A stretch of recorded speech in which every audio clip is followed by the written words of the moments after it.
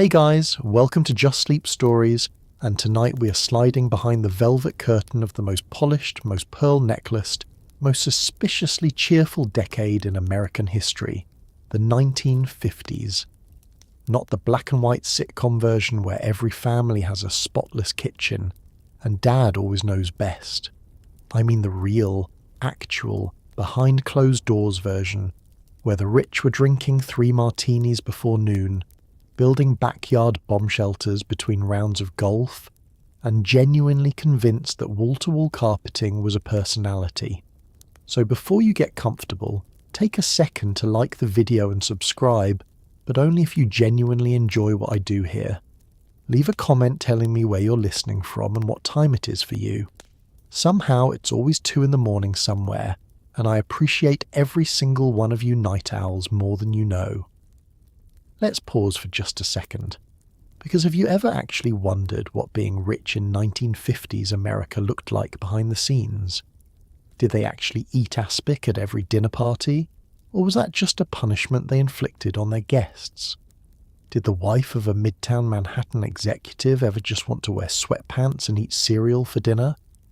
Was anyone actually happy under all those cashmere sweaters and Cadillac payments? Or were they all quietly vibrating with existential dread behind a very convincing smile? Could you survive a formal cocktail party where every conversation was a veiled competition? Would you last a week in a world where the neighbours judged you by your lawn, your luggage, and whether or not your children spoke at the dinner table? And what happened, truly happened, after the cocktail hour, when the guests went home and the ice finally ran out? Congratulations, you've just woken up in 1953. You're wealthy, white-gloved, and faintly anxious. Your television is the size of a small aquarium. Your doctor smokes in the examination room.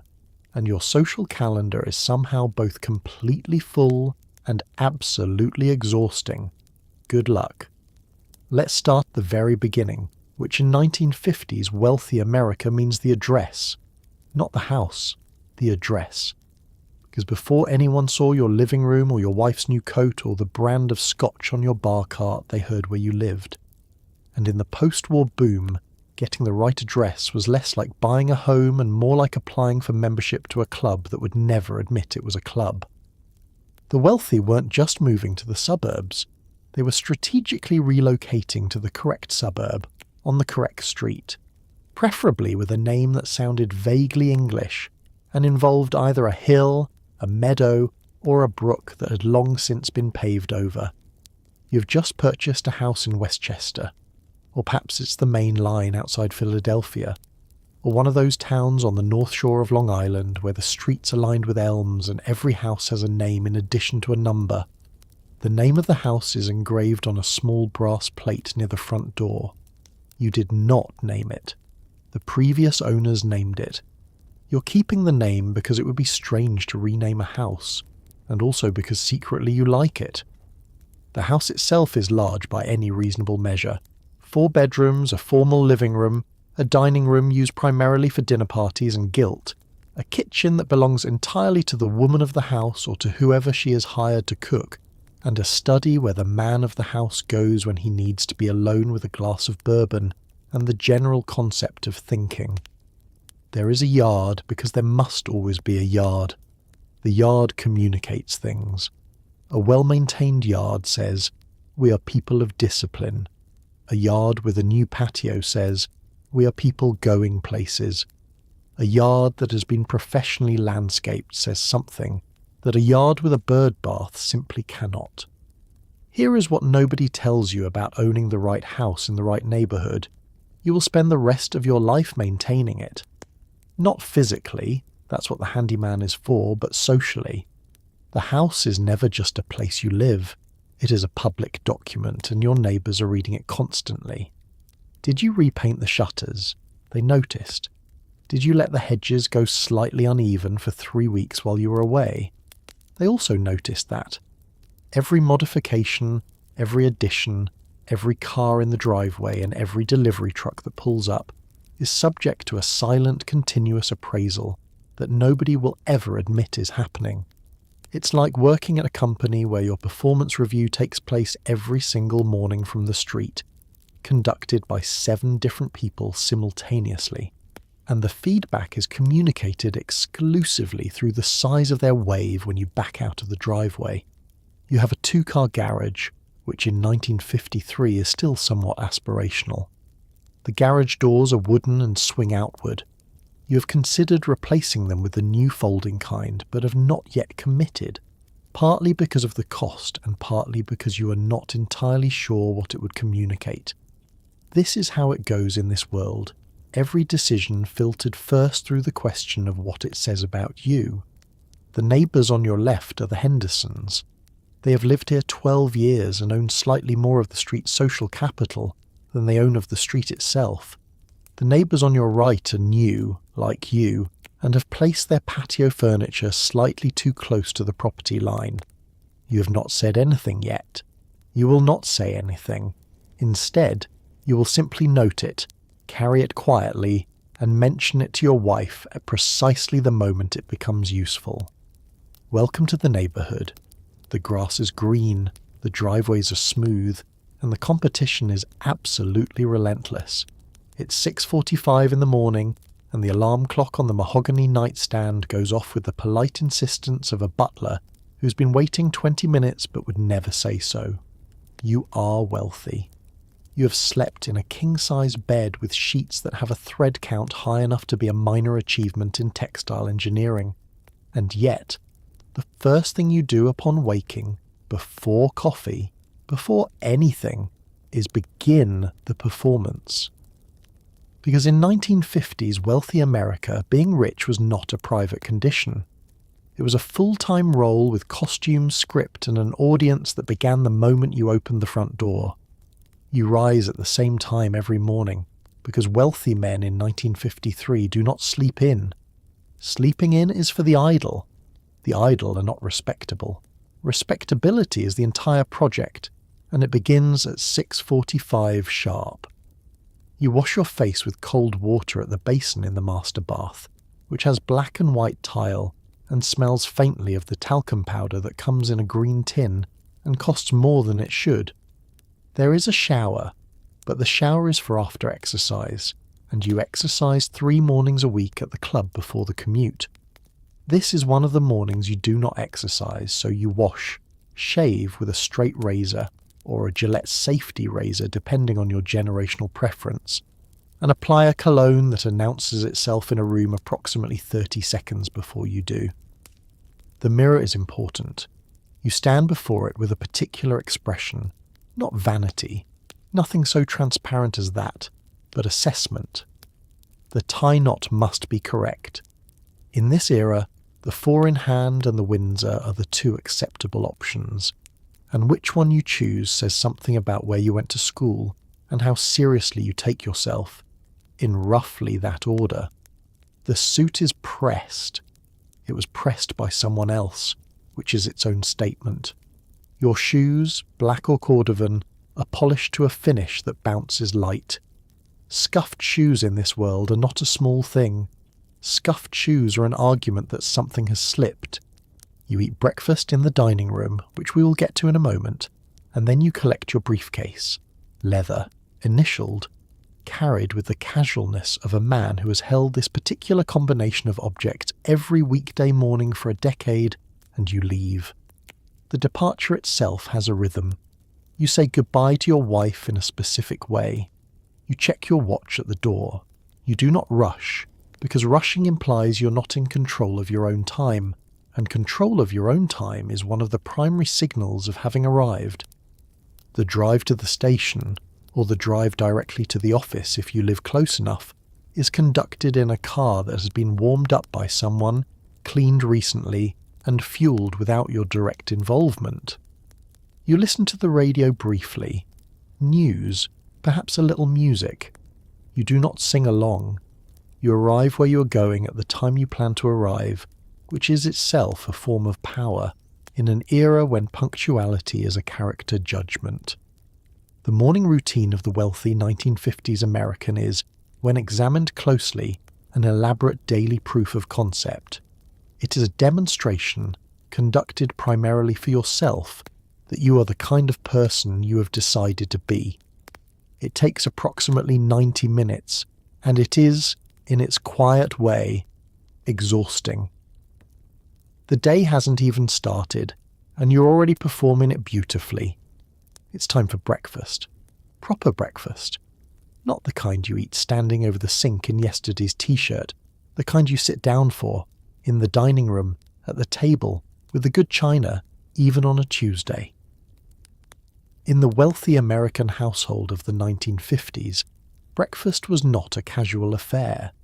It was a structured event with assigned seating, a pot of percolated coffee strong enough to stun a horse, and the morning newspaper divided between husband and wife with the territorial precision of a small country's border negotiation. You're at the table by 7:15. The table is set. In a household with domestic help, someone has done this before you came downstairs. Orange juice already poured, butter already softened, toast already proceeding in the kitchen with the low authority of someone who knows exactly when you like it to arrive. In a household without live-in staff, your wife has done it, which means she's been awake since 6:30 at the latest and has already accomplished more before breakfast than most people accomplish before noon, all without anyone remarking on this fact. The breakfast itself is substantial by later standards and alarming by current nutritional ones. Eggs, almost certainly, scrambled or fried, prepared to specific preference, delivered without discussion because the preference has been established for years. Bacon, thick-cut and unashamed. Toast with real butter, not because anyone has made a point of using real butter, but because the alternatives are not yet culturally available. A glass of orange juice that has been squeezed from actual oranges, because the frozen concentrate is considered a slightly lesser option, and in this household, lesser options are not the default. The coffee is percolated and served in cups that match the saucers, which match the plates, which are part of a set that was a wedding gift 12 years ago, and which is treated with a reverence that suggests the china is understood to be permanent, while most other things are not. Nobody is particularly talking. This is not unfriendliness. This is the established rhythm of the weekday morning. The husband reads the front section. The wife reads the social pages, which in 1950s America are as much journalism as the front section is. They document who attended what, who was photographed where, whose daughter's engagement has been announced. This is real information. It affects decisions. The children, if they are present, eat quietly and are not asked for opinions on the news. The performance of the family breakfast is, in its way, as much a ritual as a church service. It says, we are organised, we sit together, we use the correct table settings at 7:15 on a Wednesday morning because that is the kind of household this is. It is a daily affirmation of the domestic order, conducted in linen napkins and percolated coffee. Here is what it is not: relaxed. Nobody in this room is entirely at ease. The husband is already partly at the office in his mind. The wife is partly at the list she made last night of what needs to happen today. The children are partly somewhere else entirely in the private world of children, only partially available to the formal version of family life that is being enacted around them. The toast arrives. Everyone eats it. The coffee is good, genuinely good. This is not a minor thing in an era before espresso has arrived from the continent and before the corner cafe has become a cultural institution. The percolated coffee of a well-run 1950s kitchen is one of the small, genuine pleasures of this world, and in a day full of performance, it is one of the few things that simply is what it is. You drink it. You fold the paper. You put your napkin on the table. The breakfast is over. The day continues. After breakfast, the husband leaves for work. This departure is its own ritual, the shrug of the suit jacket, the knot of the tie checked twice in the hallway mirror, the briefcase lifted with the practiced ease of a man who's been carrying it for so long it has become an extension of his arm. In 1950s corporate America, going to work was less about the work itself and more about the commute as social theatre, the office as hierarchy made physical, and the whole enterprise of being a man of business conducted with the grim, cheerful determination of someone who has decided not to think too hard about any of it. The commute begins at the train station, where you nod to the men you see every morning with the abbreviated familiarity of people who have shared a platform for years without ever discussing anything real. You know that one is at Morgan Stanley and another is in insurance, and the third does something in manufacturing that he does not explain clearly, and you have stopped asking. You know these things the way you know the stops on the line without effort, without emotion, as simple background information about the landscape of your daily life. The train car has a particular smell in the morning, newsprint and cigarette smoke and the faint collective exhalation of 40 men who have all eaten similar breakfasts and are all going to roughly similar offices to sit at roughly similar desks and perform roughly similar functions inside organisations so large that the specific contribution of any individual is genuinely difficult to locate. This thought, this particular thought, is not one you entertain. It is available to you, the way a door is available in a hallway, but you walk past it every morning without opening it, because some doors are best left closed. The office itself is organised along lines that are clear, unspoken and absolute. Your floor communicates your rank. The size of your office communicates your rank. Whether your office has a window, and which direction that window faces communicates your rank with a precision that no formal organisation chart ever quite achieves. The secretaries, all women, all expected to be simultaneously efficient and invisible, run the actual daily machinery of the place. They know where every document is, who called at what time and what the boss is like before lunch versus after. They are, in practical terms, indispensable, and in social terms, almost entirely uncredited for it. You attend meetings. The meetings are long, and many of the words spoken in them are performing the function of words without carrying the weight of actual meaning. There is a report. The report requires a response. The response will generate another meeting. This is understood by everyone in the room, and everyone in the room proceeds with the solemn efficiency of people who have agreed, collectively, not to mention it. Lunch is at a specific restaurant or in the executive dining room, which is a room on an upper floor that serves the same function as the country club, a place where the hierarchy is reproduced in seating arrangements, and the quality of the service tells you exactly where you stand. You eat well. You drink 1 martini, possibly 2, because this is entirely normal in 1954, and nobody is keeping count. You return to your desk. By 5 o'clock you're back on the platform, briefcase in hand, fedora level, face carrying the expression of a man who has done a full day of something important. Whether you have is a question for philosophers and economists and the kind of writers who were beginning, in the 1950s, to publish uncomfortable novels about exactly this. You fold the evening paper, the train moves, you're going home. While the husband disappears into his grey flannel commute, the wife is left in the house, which, from the outside, looks like paradise, and from the inside looks like a management job with no salary, no title, and a performance review conducted entirely through the opinions of other women at the grocery store. In wealthy 1950s America, the role of housewife was not considered work.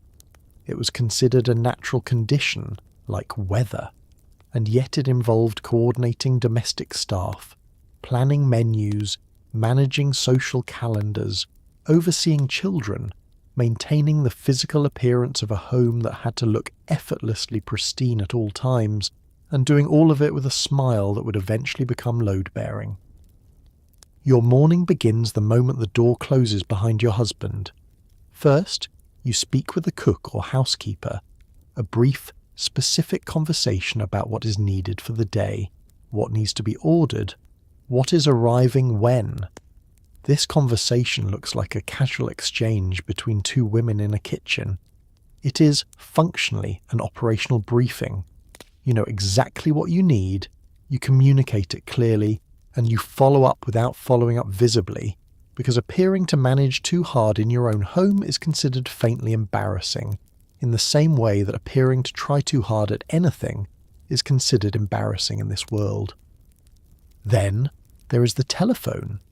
The 1950s wealthy housewife and the telephone are inseparable, not in the breathless teenage way that the culture will come to mock, but in the way of someone conducting real business. You're planning a dinner party for 12 in 3 weeks. This requires calls to confirm the guest list, calls to discuss the menu, calls to arrange the flowers, a call to your mother who has an opinion about seating that you will consider carefully and mostly ignore. You're organising the church fundraiser committee, which means 3 additional calls to women who each have a different idea of what organising means. Your children, 2 of them, let us say, aged 9 and 6, need to be at piano at 4 and picked up from school at 3, which requires a car and a driver, or your own willingness to do it, and the social calculation of which option is more appropriate given the day's other requirements. You're also managing the fact that the downstairs bathroom tap has been slow for 2 weeks, and the plumber is coming Thursday, which means Thursday afternoon is structured around the plumber rather than around you, which is mildly irritating in the specific way of all domestic inconveniences that are small enough not to complain about but large enough to quietly consume your afternoon. You eat lunch alone, or with a friend for whom lunch is a full social occasion with its own codes, the right restaurant or the right kitchen, the right clothes for it, conversation that covers genuine feeling in the reliable wrapping of light topics. You're glad to see her. You do not tell her you're tired because tired is not a concept that applies to this life in the way it would apply to a life of visible labour. By 3 o'clock you've accomplished a quantity of things that would, if listed on paper, look like the output of a small team. The house is running. The children are accounted for. The dinner party is 3 weeks closer to being ready. The kitchen smells of something that will be dinner. The surfaces are clean. The fresh flowers you arranged this morning, because you are good at this, genuinely good, and it is one of the few things in the day that is unambiguously yours, stand in the hallway in a vase that catches the afternoon light. Your husband will come home at 6. He will say, "What did you do today?" And you will say, "Oh, the usual," because there is no adequate answer to that question that doesn't sound either like a complaint or like a performance. So you say the usual, and then you go and put on the dinner. Let's be honest about something the 1950s wealthy household preferred to keep tastefully vague: the help. Because behind every immaculate floor, every perfectly pressed tablecloth, and every warm roast that somehow appeared on the table at 6:30 without visible effort, there were human beings, cooks, maids, gardeners, and occasionally a very put-upon driver, who were the actual architecture holding the whole elegant structure upright. The wealthy of this era spoke about their staff the way people speak about good infrastructure, with vague gratitude, occasional complaint, and absolutely no curiosity about what it felt like on the other end. The cook was the most important person in the house, a fact that was universally understood and almost never acknowledged out loud. She, almost always she, arrived early and left late and knew the family's preferences with an intimacy that exceeded that of most of the family's actual friends. She knew that the husband would not eat fish on Tuesdays for reasons no one had ever explained. She knew the children preferred their carrots roasted rather than boiled. And she knew that the wife, despite what she said at dinner parties about not being hungry, would eat a second helping if it was offered quietly and without ceremony. This knowledge was power of a particular unrecognised kind, the power of someone who sees everything and is officially invisible. The maid came 3 or 4 days a week, sometimes daily in larger households, and her work was the ongoing battle against entropy that the pristine surfaces of the wealthy home required in order to remain pristine. Dusting, mopping, laundry, ironing especially, because the 1950s were an era of relentless ironing. Shirts, tablecloths, napkins, pillowcases, children's clothes. Everything that could be ironed was ironed, and everything that was ironed was a small daily argument that this household had standards and intended to maintain them. The maid made this argument possible. She's not in the Christmas card photo. The gardener came weekly and was responsible for the yard's continued ability to communicate the right things to the neighbourhood. This meant mowing, edging, pruning, planting seasonal flowers in configurations that looked natural rather than deliberate, even though they were entirely deliberate. A well-maintained garden in 1950s, wealthy America was an aesthetic achievement disguised as simple tidiness, and the gardener was its uncredited author. Here is the part the household preferred not to examine too closely. The staff were, in very many cases, black women and men in a country that was, in 1953, still operating legal racial segregation in significant portions of its geography and informal racial exclusion in virtually all of the rest. The same society that denied these individuals access to the suburbs, the country clubs, the schools, and the career paths available to their employers was employing them to maintain the domestic comfort of the people who benefited from that exclusion. This is not a comfortable sentence. It was not a comfortable arrangement. It was simply the arrangement, and the households that relied on it were, for the most part, spectacularly uninterested in examining it. The relationship between employer and staff was governed by a code of polite distance that was presented as mutual respect and was, in practice, something more complicated. There were households where genuine warmth existed, where the cook had been with the family for 15 years and the children adored her and the wife consulted her about things that had nothing to do with dinner, and there were households where the staff were managed with the impersonal efficiency of utilities. Most households were somewhere in the middle, conducting themselves with the mild, comfortable blindness of people who have decided that not looking closely is the same as there being nothing to see. The house ran beautifully. It always ran beautifully, and nobody talked about why.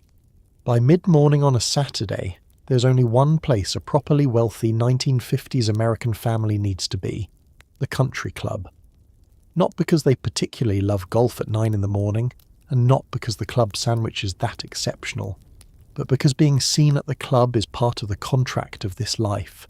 Proof of arrival, proof of belonging, proof that you are among the people who have a locker here, and not among the people who wonder what it looks like inside. The country club was the great amphitheatre of post-war prosperity, and everyone in it was both audience and performer simultaneously. Getting into the club in the first place required a process that was described as membership review, and functioned as something considerably less neutral than that. You needed to be proposed by an existing member. You needed to be seconded by another. Your application was reviewed by a committee that met in a room you would not see until you were already in, and the criteria by which it was assessed were never written down anywhere, which was very much the point. What the committee was actually evaluating alongside the financial capacity to pay dues was whether you were the right sort.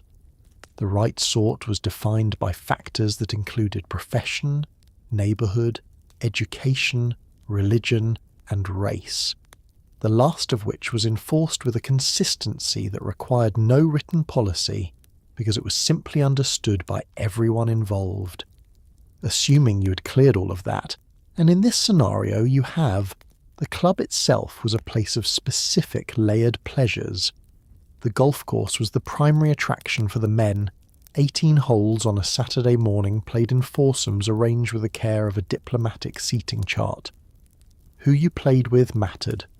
Playing regularly with the club president meant something.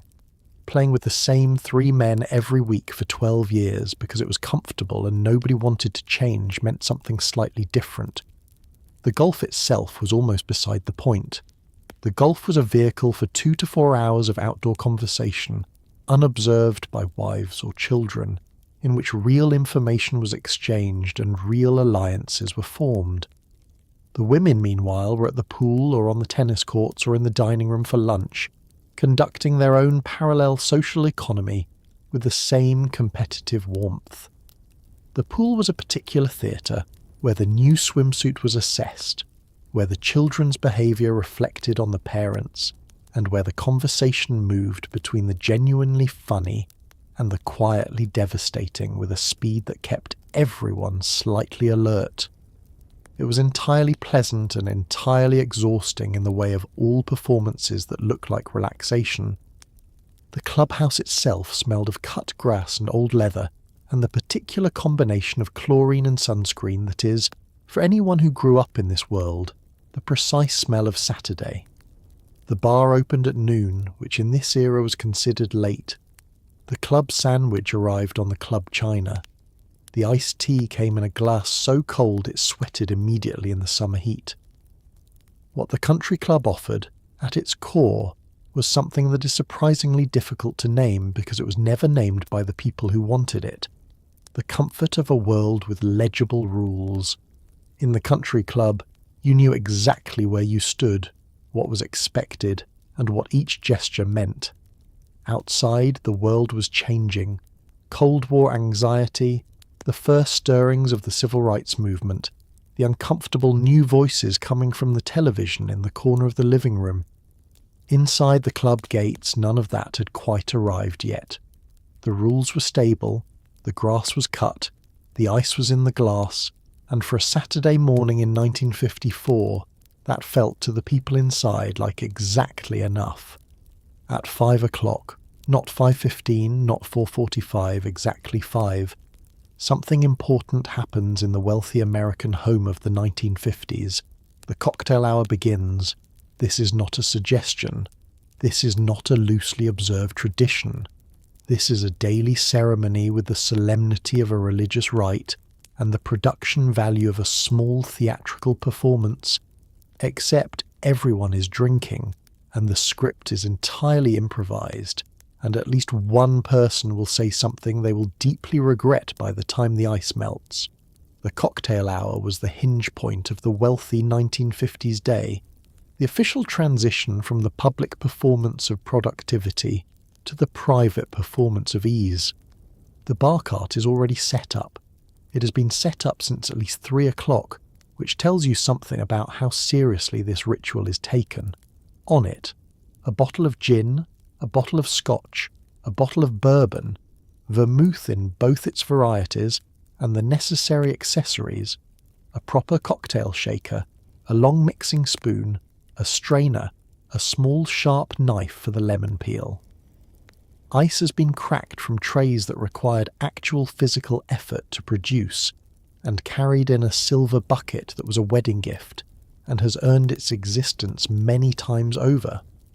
The setup communicates, this house knows how to do this. This house has always known how to do this. The martini is the king of this hour, dry as a good argument, cold as a polite rejection, served in a glass with the geometry of something that was designed to hold exactly this liquid and no other. A proper martini in 1953 is gin, always gin. Vodka is still a Soviet concern at this point, stirred, not shaken, with a ratio of vermouth to gin that your husband has very specific opinions about and will share with anyone who asks and several people who do not. The olive or the twist is a personality question. You are an olive household. This has never been discussed. It simply is. The wife has changed out of whatever she was wearing during the day and into something slightly more evening, not formal, but considered. The husband has removed his jacket and loosened his tie by exactly 1/2 turn of the knot, which in the body language of this world means, I am now off duty. The children have been fed separately in the kitchen, earlier, which is itself a statement about the status of the cocktail hour. This time belongs to the adults, and the adults have earned it. They sit in the living room. The lamps are on. The curtains are drawn against the early autumn dark. The room looks, in this light, exactly as it was meant to look. Warm, ordered, quietly elegant. A room that says things are going well here without ever raising its voice. The first sip of the martini is, in this world, one of the genuine daily pleasures, cold and clean, and carrying the distinct sensation of the day being officially over. The conversation during cocktail hour is lighter than dinner conversation, and more honest than party conversation. It is where the day's actual events are briefly processed. How was the meeting? How were the children? What did Agnes say when she called? It is the closest this particular domestic arrangement gets to genuine, unperformed exchange, partly because the martini loosens things slightly, and partly because there is no audience, just the two of them, the ice, the lamp, the last of the afternoon. The cocktail hour lasts exactly 1 hour in well-regulated households, and considerably longer in the others. In either case, it is the best part of the day. Everyone who has ever had a proper cold martini in a warm room at the end of a long performance of a life already knows this. You don't need to explain it, you just need the ice. Let's talk about the dinner party. Not a casual dinner, not friends coming over and ordering pizza.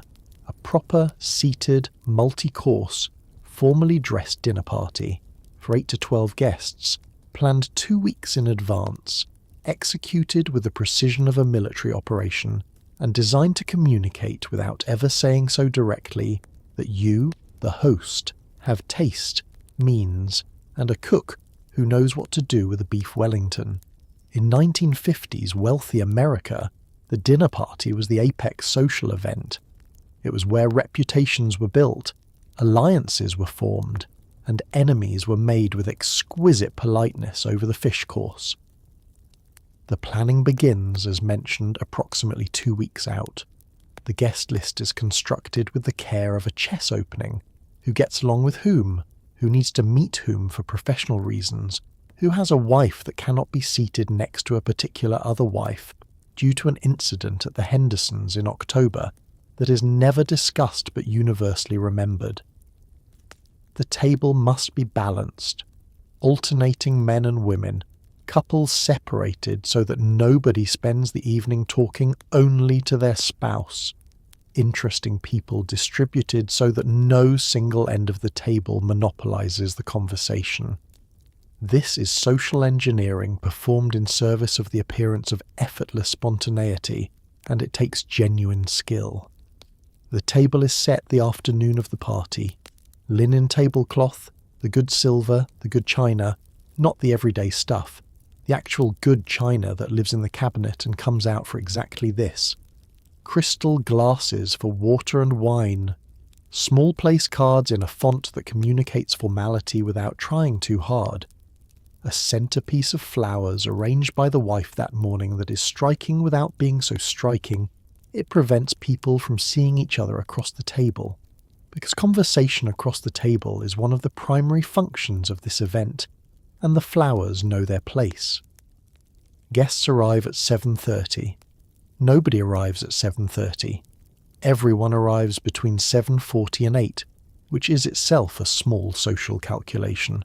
Arrive exactly on time and you seem eager. Arrive too late and you seem careless. 8 minutes late is about right. You hand your coat to whoever takes it. You accept a cocktail. You begin. The pre-dinner conversation in the living room is where the party either finds its register or doesn't. In a good party, the conversation catches early. A topic lands well. Someone says something genuinely funny, and the room relaxes into itself. In a less good party, the conversation is a series of safe orbits around safe subjects. The commute, the weekend, the new restaurant everyone has been to, conducted at a volume just loud enough to fill the silence without saying anything that requires a response of more than 4 words. Dinner is called at 9. You sit where the place card tells you to sit. The first course arrives, a soup perhaps, or a small composed salad, and the table conversation reorganizes around your immediate neighbours, the people to your left and right, who you may or may not know well, and with whom you will now spend the next 2 hours in a sustained performance of being interested in each other. You are sometimes actually interested. Other times you are performing interest with the smooth, practiced ease of someone who has been doing this for 15 years and has genuinely forgotten where the performance ends. Nobody says anything politically dangerous. Nobody says anything personally revealing. Nobody cries. Nobody argues. Occasionally someone says something sharp and funny, and the table laughs and the evening lifts momentarily above its own careful surface. Those are the moments everyone remembers. The rest is atmosphere, warm, pleasant, beautifully lit atmosphere that means nothing and costs a great deal and is, by the standards of this world, an unqualified success. Now that the guests are seated, let's examine what's actually on the plates. Because 1950s wealthy American cuisine is one of the great mysteries of culinary history, a period in which the richest people in the wealthiest country on earth were voluntarily eating things encased in gelatin, covered in cream of mushroom soup, or shaped into a ring mould for reasons that have never been satisfactorily explained. The post-war era was the golden age of the casserole, the aspic, the canapé, and the cocktail franc. All of it served with complete seriousness by people who had both the money and the access to eat extraordinarily well, and sometimes, inexplicably, chose not to. Let us begin with the aspic, because it deserves a moment of honest reckoning. Aspic is savoury gelatin. Yes, savoury, as in meat-flavoured, into which things have been suspended. Vegetables, eggs, sometimes entire prawns, occasionally pieces of chicken arranged in a pattern that suggested artistic intention. It was served cold, it jiggled, and it was presented at dinner parties as a first course with the confidence of a civilization that had recently won a world war and felt entitled to make whatever decisions it pleased. The guests ate it. They complimented it. They went home and told their friends about it, and the friends also made it, and this continued for approximately 15 years before someone finally said something, and the aspic quietly disappeared from history, unmourned. Alongside the aspic lived its casserole cousins, the tuna noodle, the green bean with crispy onions on top, the chicken baked in a sauce made from a tin of condensed soup, diluted with a quarter cup of milk and a prayer. These dishes were not, to be clear, poverty food. They were not the improvised meals of people making do. They were aspirational. They appeared in magazines. They were demonstrated on the new cooking programs that flickered on the television in the corner of the kitchen. Processed food in this era was modern food, efficient food, the food of a country that had mastered industrial production and was applying that mastery to dinner, with results that were technically impressive and gastronomically neutral. And yet, the wealthy kitchen of 1953 also produced genuine excellence in the hands of a cook who knew what she was doing. A properly roasted chicken, skin pulled tight and golden over meat that fell cleanly from the bone. A beef Wellington assembled with real attention.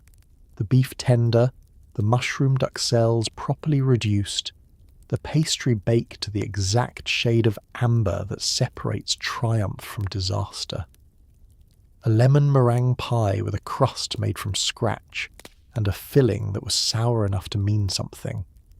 These things existed. They appeared at tables where the cook had the skill and the ingredients and the time. The drinks at dinner were also taken seriously, which redeemed a great deal.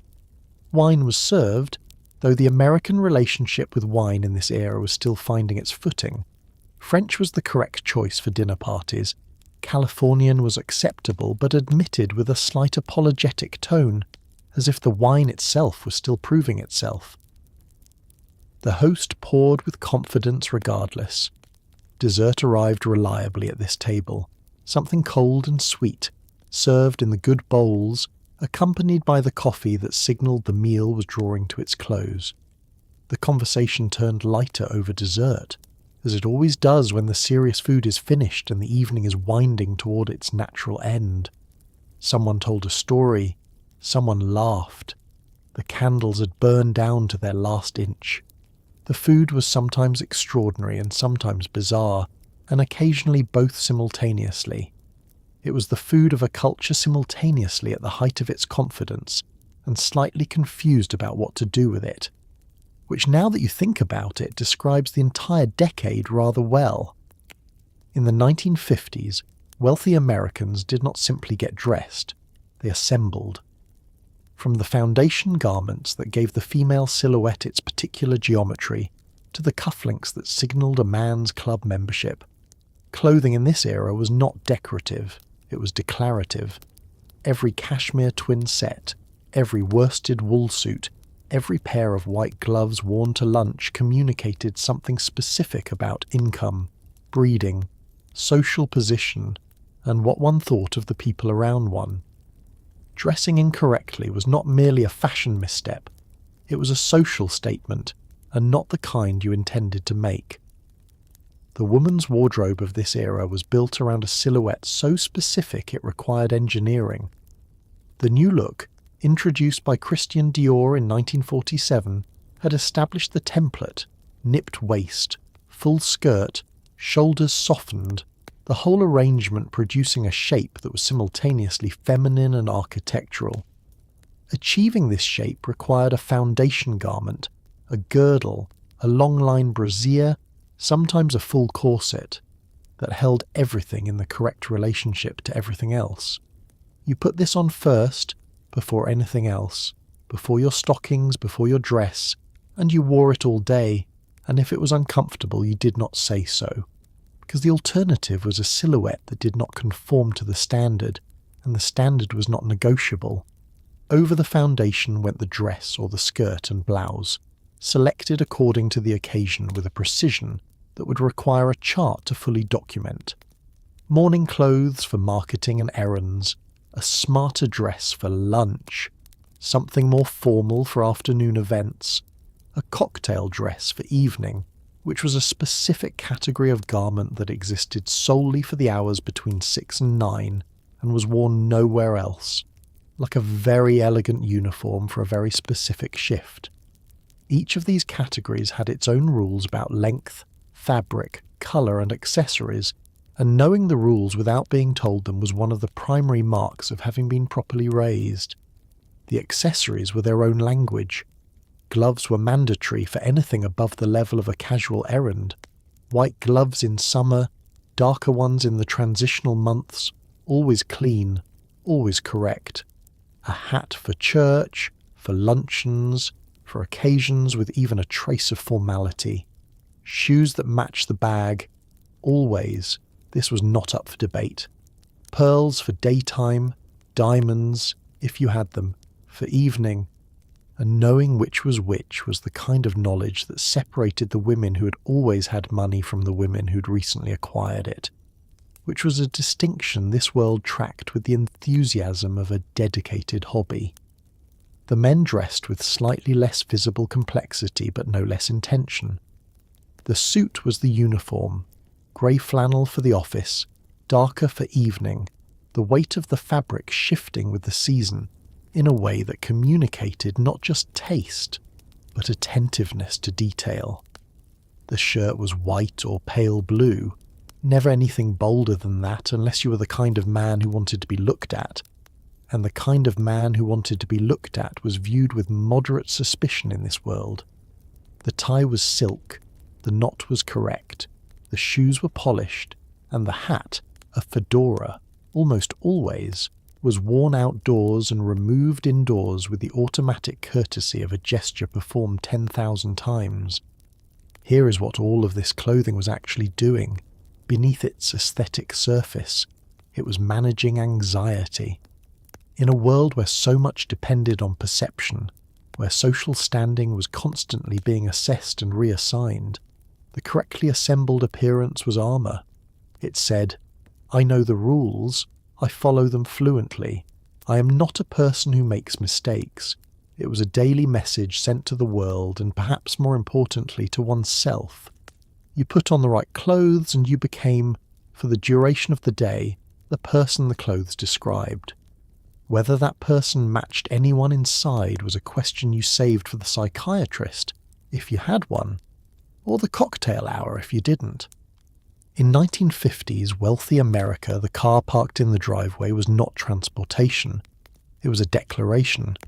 It said something about the year of your income, the neighborhood you lived in, the job you held, and the trajectory you believed yourself to be on. A Cadillac said one thing, a Lincoln said another. A Chrysler with tail fins the size of small aircraft wings said you had arrived somewhere, even if you weren't entirely sure where. The post-war automotive boom handed wealthy Americans a new canvas for self-expression, and they painted it chrome and stretched it approximately 2 feet longer than was strictly necessary. The car of choice at this level of prosperity was large. Enormously, unapologetically, structurally large. Not large because large was practical. The suburbs were navigable in something considerably smaller, but large because size in this era was a direct proxy for success, and nobody at this address was interested in proxies that pointed in the wrong direction. The 1953 Cadillac Series 62 was 16.5 feet long. That is not a typo. It was roughly the length of a small boat, and it moved through the neighborhood streets with the unhurried authority of something that knows it does not need to hurry. The colour mattered. Two-tone paint was the signifier of the era's particular automotive optimism. A car divided between two colours, often a dark lower body and a lighter top, occasionally in combinations that a later generation would describe as bold, and this generation described simply as correct: aqua and white, black and ivory, a particular shade of coral that somehow worked, and then, a decade later, absolutely did not. You chose your colour with the care of someone choosing a second opinion. It had to be distinctive enough to be noticed, but not so distinctive as to seem like you were trying. Inside, the car was upholstered in materials that the brochure described with an enthusiasm that bordered on the literary. Broadcloth, leather, a dashboard of chrome and plastic that caught the light in a way that suggested the future was going to be good and shiny and controllable. There was no seatbelt. The concept of a seatbelt at this point was not yet a feature of the American automotive imagination. You sat in the broad front seat, which was a single continuous bench wide enough for 3 adults, and therefore wide enough for a husband, a wife, and a very specific quality of silence on the drive home from a party that did not go well. The car was also a reflection of the marriage, in a way that nobody stated explicitly. The wife drove the smaller car, the second car, the practical car, the station wagon that appeared in the driveway sometime around 1956 and became the universal vehicle of suburban motherhood, carrying children and groceries and dry cleaning and the accumulated logistics of a household's daily life, with a capacity that was useful and an aesthetic that was charitably purposeful. The husband drove the good car. This arrangement was not discussed. It simply was, like the breakfast seating and the newspaper division, one of the 1,000 unspoken agreements that constituted a 1950s marriage. Filling the tank cost very little by any future standard. Maintenance was the concern of the service station, where a man in a uniform checked your oil and washed your windshield as a standard feature of the transaction, because this was a country that had decided the car was not merely useful but sacred, and sacred things deserved attendance. You drove home through streets lined with elms and other large cars in other driveways, each one a slightly different version of the same declaration, and you pulled in, and the garage door swung open, and the declaration was complete for another day. Now let's talk about the children. There were, in the 1950s wealthy household, a standard issue of 2 to 4 of them, well-dressed, well-fed, enrolled in the correct schools, and deployed at social gatherings like small scrubbed ambassadors of family stability. Children in this world were understood as evidence of a life correctly lived. They were not so much raised as curated. They had piano lessons and Latin tutors and the kind of summer camps that issued uniforms. They were expected to be charming on demand and invisible at all other times, which is a tremendous amount of pressure to place on a person who is 8 years old and primarily interested in dirt. The child's day in a wealthy 1950s household was structured in a way that left almost no unaccounted time, which was entirely deliberate. Unaccounted time was where children got ideas, and ideas in children were considered at best unnecessary, and at worst the first step toward becoming someone who questioned things.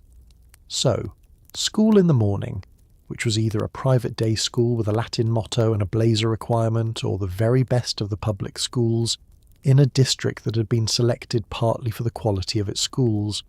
After school, an activity. Piano, swimming, riding, tennis, each chosen not only because the child might enjoy it, but because each one was also a social credential, a skill that would be useful at the club, at the college, at the life that was already being loosely planned. The children ate dinner separately from their parents on ordinary evenings, in the kitchen with the housekeeper or the cook, which was a practice so standard in this world that nobody considered it strange until a later generation pointed out that eating dinner without your parents every night is an interesting way to raise someone. On dinner party nights, the children appeared briefly, scrubbed, combed, presented, said something polite to the guests in the living room, and were then returned to their rooms like exhibits that have been adequately displayed. This was understood by everyone involved, including the children, who were considerably more perceptive about their situation than any adult in the room was willing to acknowledge. The schools these children attended were institutions with their own codes and hierarchies and social pressures, all of which replicated in miniature the codes and hierarchies and social pressures of the adult world they were being prepared to enter.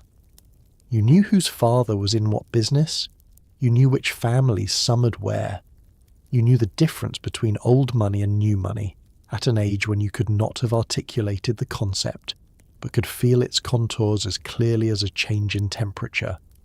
This education happened entirely outside the classroom, and was perhaps the most thorough education the school provided.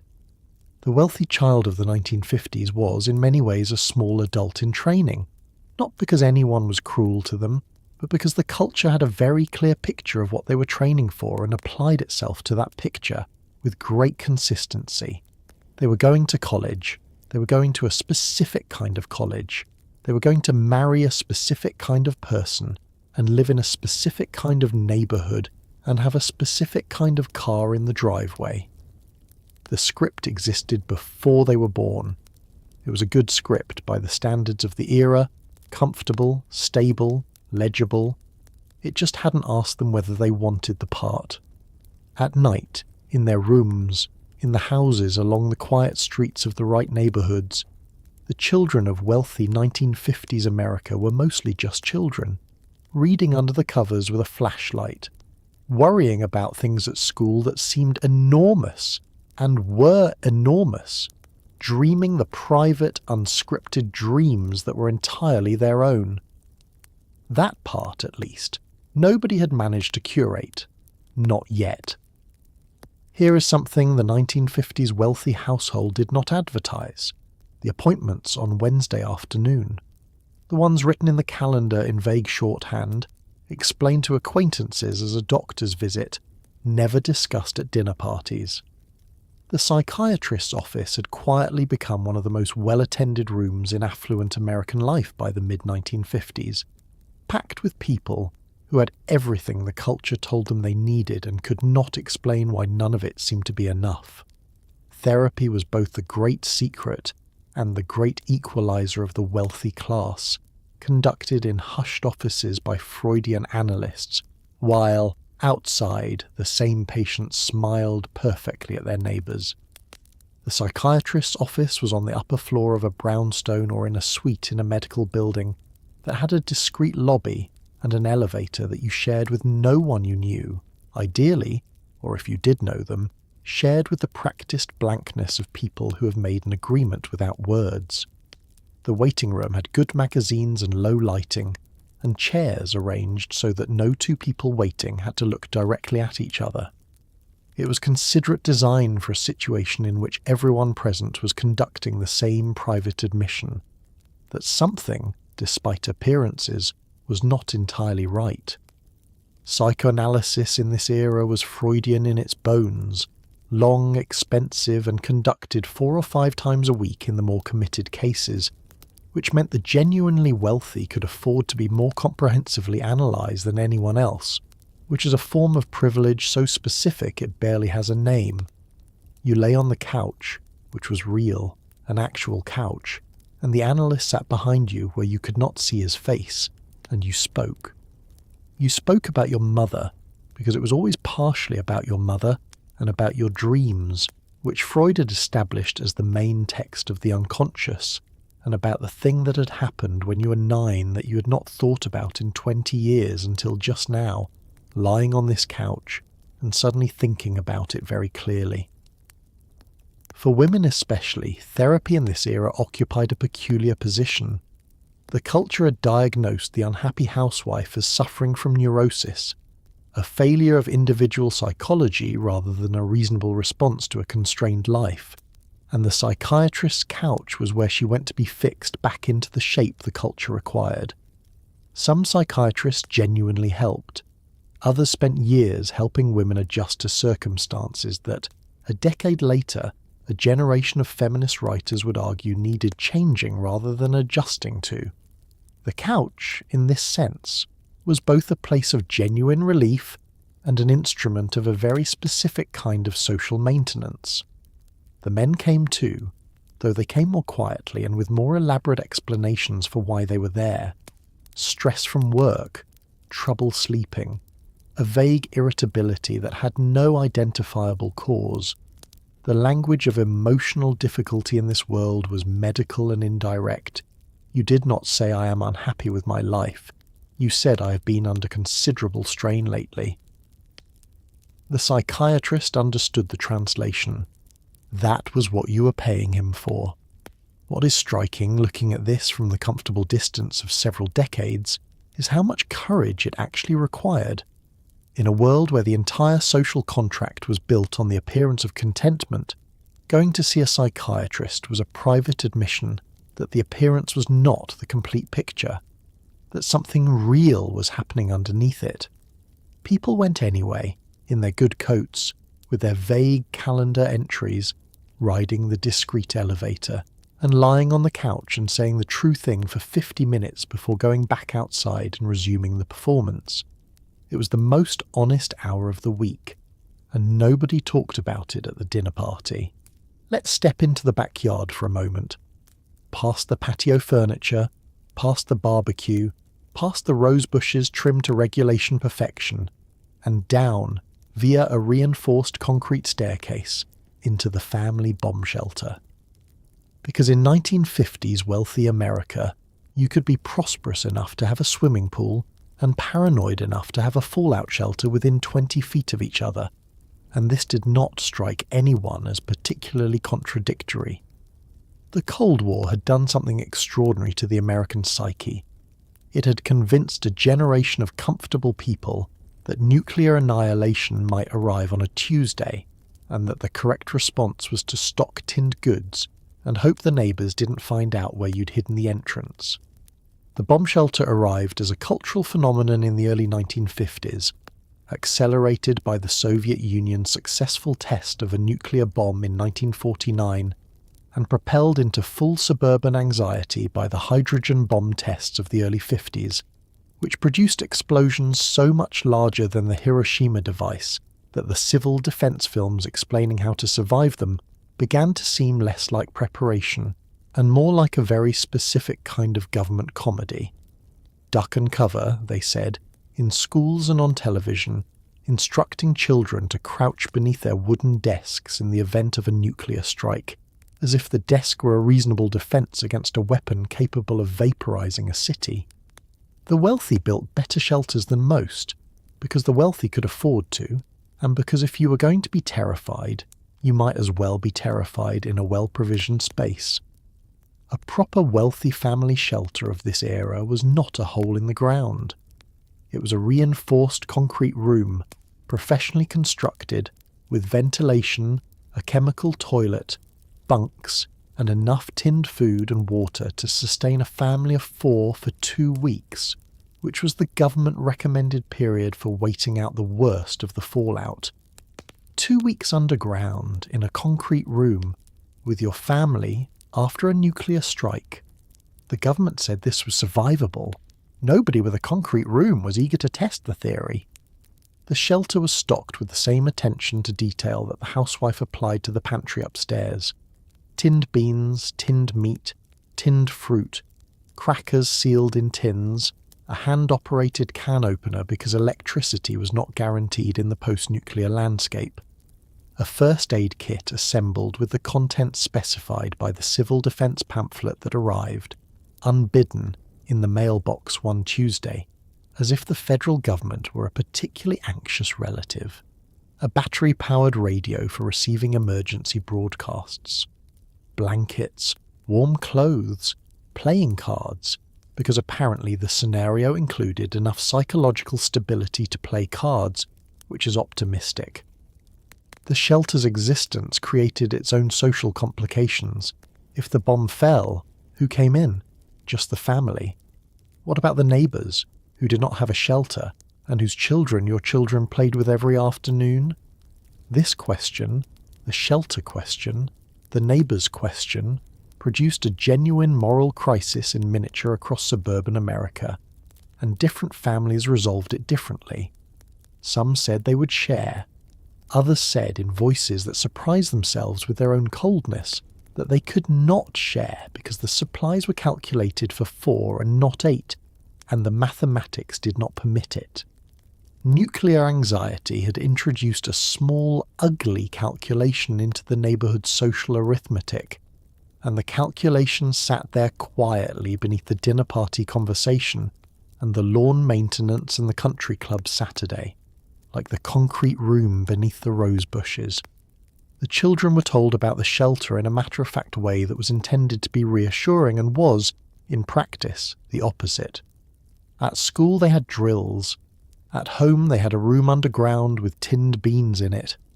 At night some of them looked at the sky before bed and thought about things that 8-year-olds in more peaceful eras were not required to think about.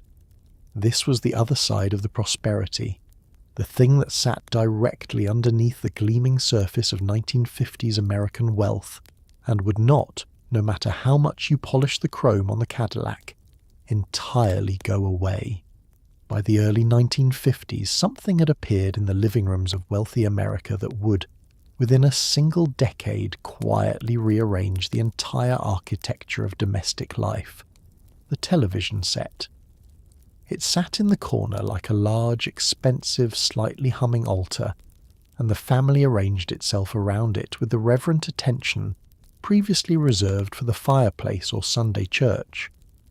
In wealthy households, the television was first a status symbol, proof that you had the means and the foresight to acquire one before your neighbours, and then, with remarkable speed, it became simply the furniture around which modern life reorganised itself. Nobody planned for this. It just happened, the way all truly consequential things happen, slowly and then all at once. The set itself was a piece of furniture as much as it was an appliance. Cabinet televisions of the early 1950s were housed in wooden consoles the size of a small wardrobe, finished in walnut or mahogany veneer, designed to look like something that belonged in the room rather than something that had invaded it. The screen, by contrast, was modest, perhaps 12 or 14 inches across, a small grey rectangle at the centre of a very large wooden box, producing an image that flickered slightly and required the room to be reasonably dark to be seen properly. You arranged the furniture toward it. You dimmed the lamps. You watched. What you watched in the early years was whatever was on, because the concept of choosing what to watch had not yet arrived. There were 3 networks and they broadcast for a portion of the day and then displayed a test pattern and then stopped, and this was understood as a complete and satisfactory service. The programming ranged from live drama, genuinely impressive, broadcast from New York studios with the high wire tension of something that could not be done again if it went wrong, to variety shows, to the news, which was delivered by men in dark suits, with the grave authority of people who understood that the medium was still earning its credibility and were not going to squander it on informality.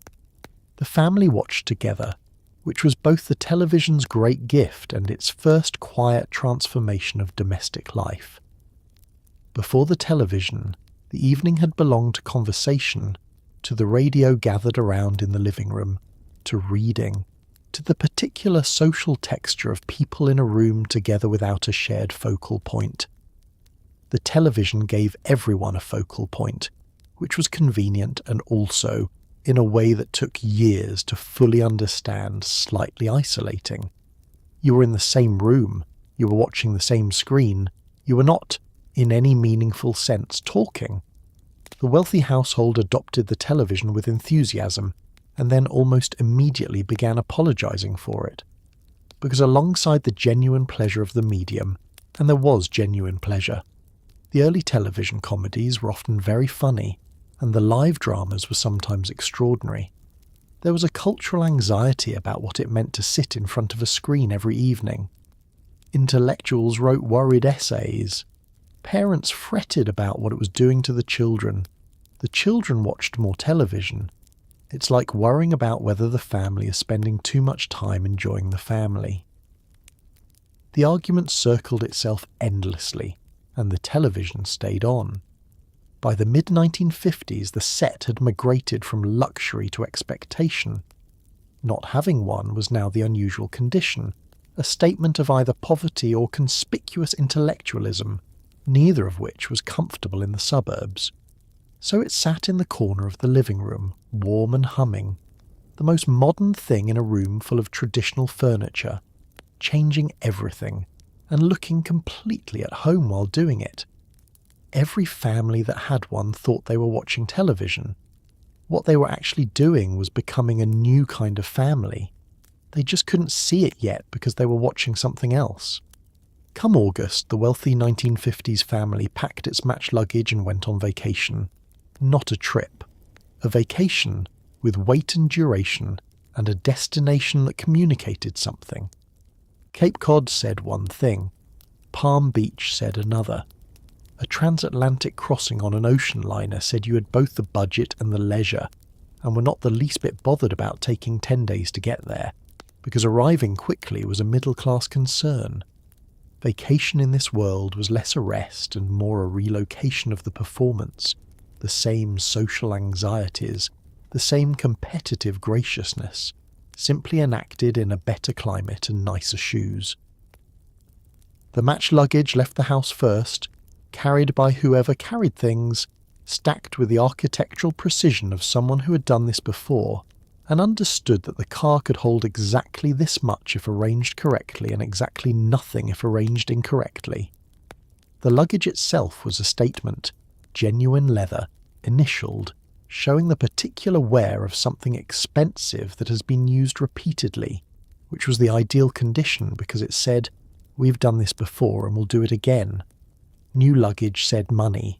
Old good luggage said tradition. Tradition was the superior message. The drive or train journey to the destination was conducted with the resigned patience of adults who have decided the journey is the price of the destination and are focused entirely on what comes next. Children in the back seat of the Cadillac, on the long drive to the Cape or the shore, operated in the usual childhood way. The questions, the complaints, the games that lasted 20 minutes and then required adult intervention. There was no entertainment system in the car. There were no screens. There were children and windows and the flat American landscape unreeling at 60 miles an hour, and parents in the front seat who had approximately 4 hours of patience remaining at the start of a 6-hour drive. The rental cottage or the hotel or the house borrowed from friends was, upon arrival, assessed immediately. Was it better or worse than last year? Was it better or worse than the Hendersons had described theirs? Did the kitchen have everything? Was the view as advertised?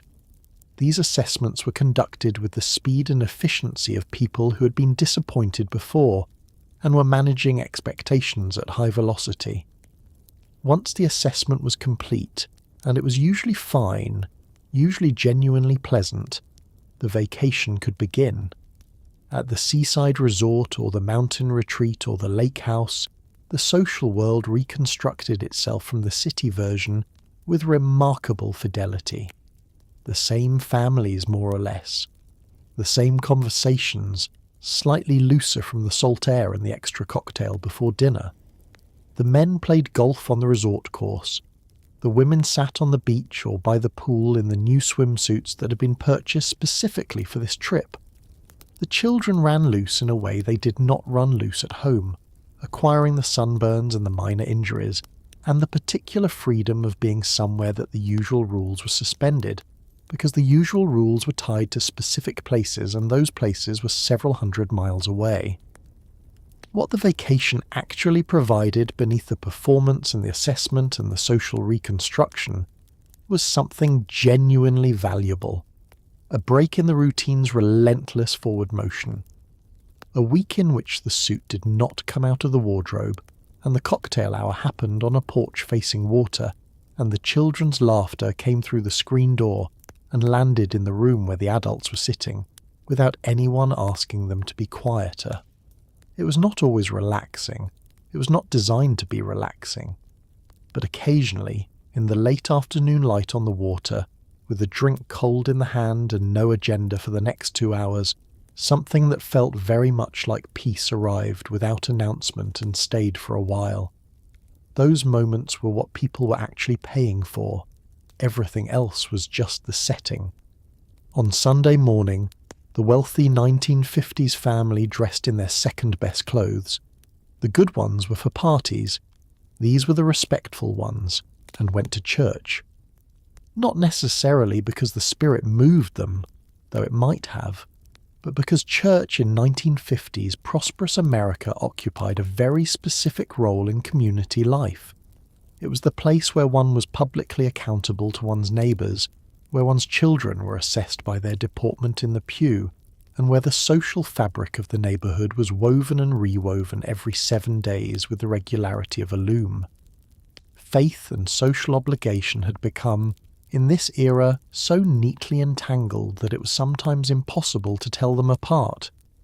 The church itself, Episcopal, Presbyterian, or Methodist for the Protestant wealthy, Catholic for the Irish and Italian families who had climbed into prosperity in the previous generation, was a building of appropriate grandeur, not ostentatious, because ostentation in this context would be a theological error as well as a social one, but solid, well-maintained, with good woodwork and clear windows, and a pipe organ that filled the nave with a sound that was simultaneously beautiful and faintly admonishing.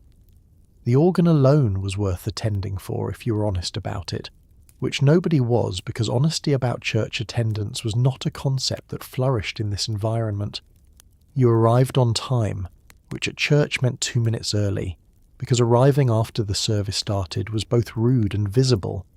You found your pew, and yes, there were effectively family pews, not legally reserved but socially understood, occupied by the same families in the same positions, Sunday after Sunday, with the consistency of assigned seating that everyone pretended was spontaneous.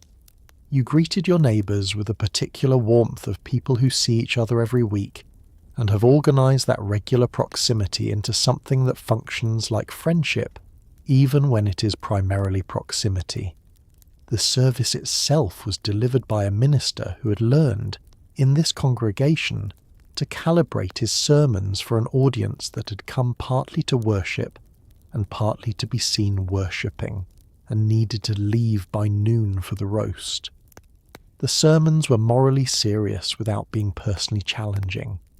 They spoke of community and virtue and responsibility in terms broad enough that nobody was required to apply them to any specific decision they had recently made.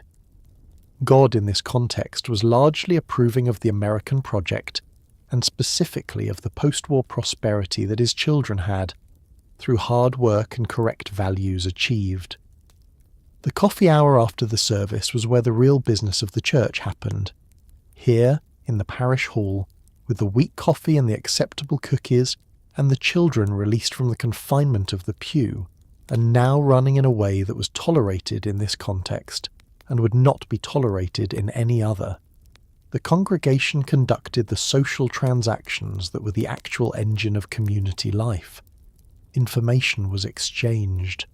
Invitations were extended or not extended, which was itself information. Who spoke to whom, and for how long, and with what degree of warmth was observed and filed by everyone present. The coffee hour was the weekly newsletter of the neighbourhood, delivered in person, between bites of a cookie that was fine but not remarkable. Sunday lunch followed church with the inevitability of a season following another. A roast, almost always, beef or lamb or pork, something that had been in the oven since before the family left for the service and was now filling the house with a smell that was, without question, one of the best smells the 1950s had to offer. The family ate together at the dining table, which on Sundays was the whole family, children included, because Sunday was the day the household assembled formally, and the children were required to be present at the table and to use the correct fork and to answer questions from their father about what they had learned that week. It was not always a comfortable meal, it was always the right one. 3 days a week, the wealthy businessman of 1950s America ate lunch away from his desk, at a restaurant where the tablecloths were white, and the menu arrived in a leather folder, and the waiter addressed him as Mr. without being asked. The business lunch was one of the sacred institutions of post-war corporate life, a midday ceremony in which the actual transaction, the deal, the alliance, the quiet understanding, was communicated not through explicit negotiation, but through the choice of restaurant, the quality of the wine ordered, and the precise timing of when you brought up the subject that was the actual reason everyone was there. Eat first, talk after, rush nothing. This was the code. The restaurant was chosen with deliberate care and communicated immediately what kind of meeting this was. A corner table at one of the serious midtown establishments, dark wood panelling, leather banquettes, a menu that had not changed significantly in a decade because it didn't need to, said, "I am treating you as an equal, and I expect this to be productive." A slightly lesser establishment said, "I value you, but am managing my own costs." The private dining room of a club said, "This conversation is not for public consumption." Every choice was a sentence in a language that both parties read fluently. You arrived at 12:30, which was the correct time, and your guest arrived shortly after, which was also correct because arriving first demonstrated both punctuality and the slight social dominance of the host. You stood when he arrived. You shook hands with the firmness that this world used as a first assessment.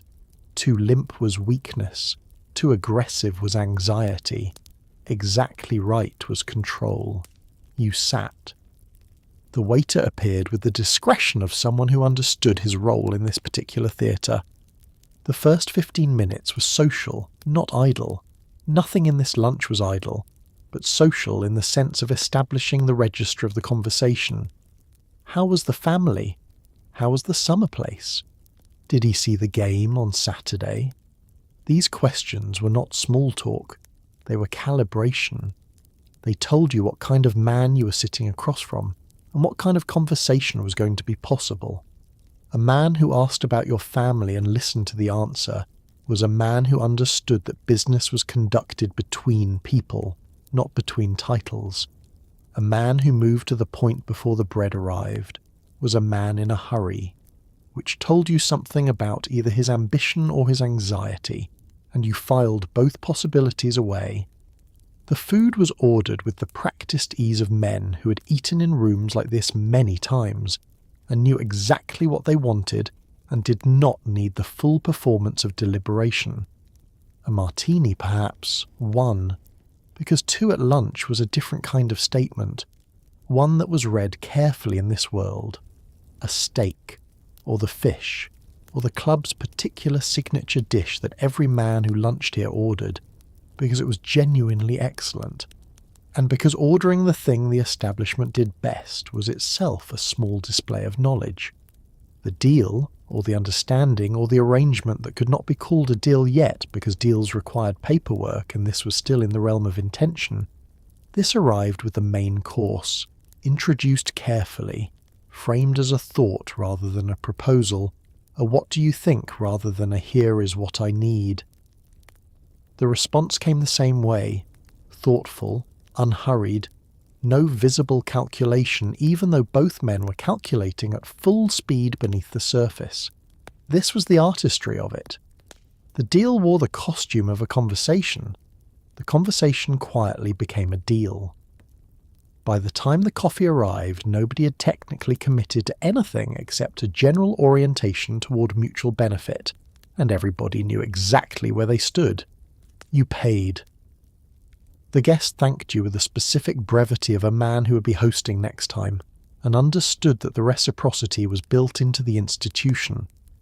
You stepped back into the midtown afternoon, briefcase in hand, with the mild satisfaction of a morning's work conducted in a restaurant where the tablecloths were white, and the waiter had never once called you by your first name. Dignity intact, deal in progress. The afternoon could begin. Let's talk very quietly about the affairs, because in the 1950s wealthy American social world, where every marriage was presented as the picture of domestic happiness, where the wife appeared at parties in the right dress on the husband's arm, where the public performance of contentment was so carefully maintained it required active daily effort, things were happening behind closed doors that did not appear in the Christmas card photo.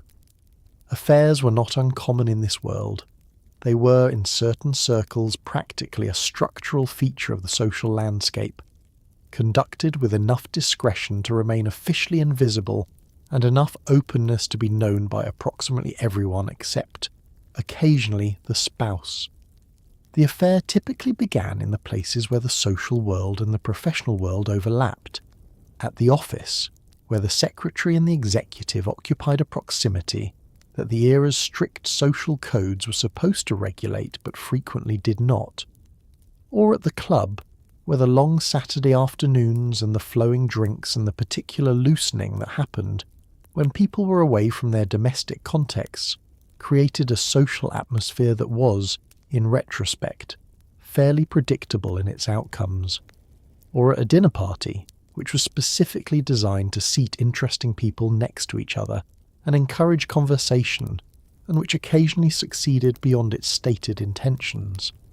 The mechanics of the affair in this era required a level of logistical planning that was, in its own way, impressive. There were no mobile phones.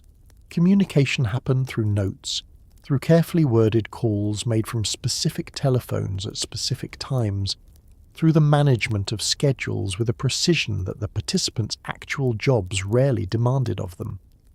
The affair existed in the gaps of the calendar, the lunch that ran long, the business trip that was partly business, the afternoon that was accounted for by a meeting that was not entirely a meeting. It was a parallel life, conducted in the spaces between the official one, and it required constant maintenance to keep the two from touching. The wives knew, in many cases, in the way that people who are paying close attention always know, not from direct evidence, but from the accumulated texture of small changes, a different quality of distraction, a slight alteration in the rhythm of the evenings, the particular way a man behaves when he is managing more information than usual. Some wives chose to know formally, to ask the direct question, and receive the direct answer, and then make a decision about what the answer meant for the life they had built. Others chose a different kind of knowledge, present, acknowledged privately, never spoken aloud, and continued, because the alternative to continuing was a social and financial unravelling that the culture had made extraordinarily difficult to navigate. Divorce in the 1950s wealthy world was possible technically. it was also socially expensive in a way that fell overwhelmingly on the woman. A divorced woman lost her social position, her financial security in most cases, the easy membership of the world she'd been inhabiting, and acquired in its place a status that was neither single nor married, and was treated by the social world with a polite discomfort, reserved for conditions nobody quite knew how to categorize. The children complicated it further. The house complicated it further. The fact that her entire adult life had been constructed around an institution that was now absent complicated it most of all. So the affairs continued, and the marriages continued alongside them, and at the dinner party on Saturday the couple arrived together in the correct car, she in the correct dress, he with his hand at the small of her back in the doorway, and the performance was so polished and so practiced that it was, from the outside, completely indistinguishable from happiness, which was, in this world, the point. The inside was a different matter entirely. But the inside was not on the guest list. Here is something that requires a certain amount of directness. The wealthy of 1950s America drank a great deal. Not in the messy, obvious sense that attracted concern, in the polished, formalized, institutionalized sense that attracted cocktail sets and crystal decanters and a domestic bar cabinet the size of a small wardrobe. Drinking was not a problem in this world. Drinking was a social skill, a mark of sophistication, a signal of ease. The man who declined a drink was more suspicious than the man who had 4 of them. By modern standards, the amount of alcohol that flowed through a wealthy 1950s household in the course of an average week would qualify as a genuine clinical concern. In 1953, it qualified as hospitality. The drinking began, as we have established, at 5 o'clock with the cocktail hour. But if you traced the full arc of alcohol through the wealthy 1950s day, 5 o'clock was actually a relatively late entry. There was the martini at the business lunch. There was the beer at the club after golf, consumed on the terrace, with the pleasant physical ease of a man who has just walked 18 holes and feels he has earned something. There was the glass of wine at dinner. There was the nightcap, Scotch, usually, taken in the study or the living room after the guest had gone. A final chapter in the day's drinking narrative that was short and quiet and entirely private.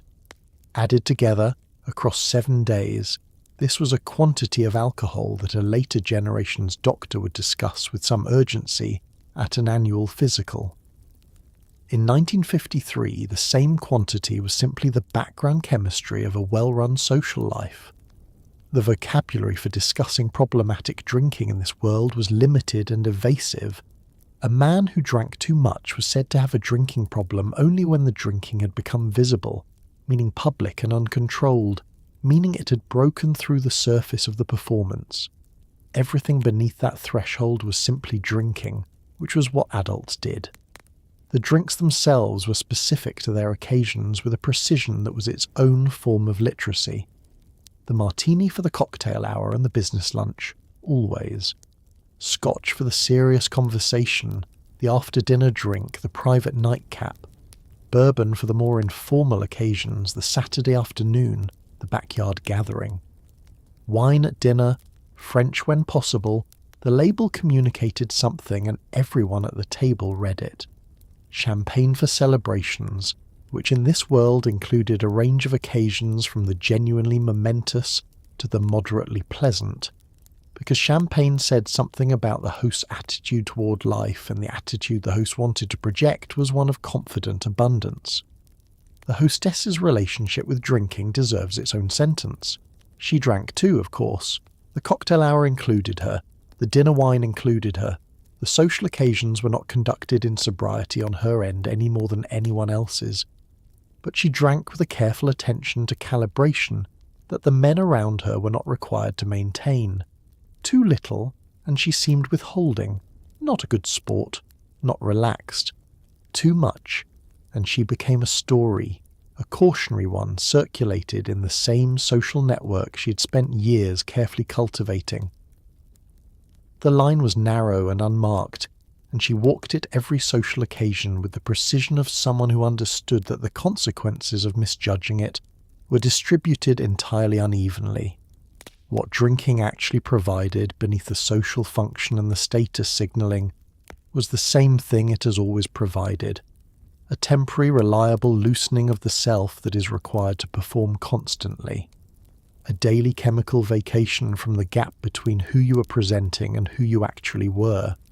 It was, in this sense, not a luxury, but a necessity, the maintenance chemical of a life lived primarily in public. You poured another. The ice cracked in the glass.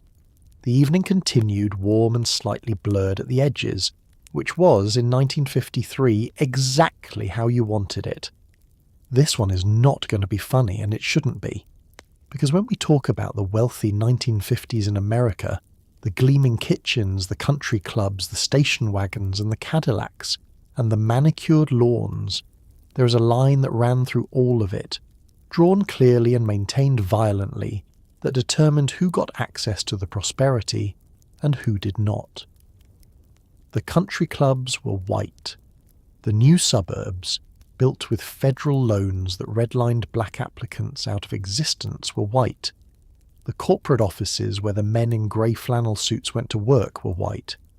The entire architecture of 1950s American wealth was built on an exclusion so systematic it required laws, covenants, and a great deal of deliberate not looking to maintain.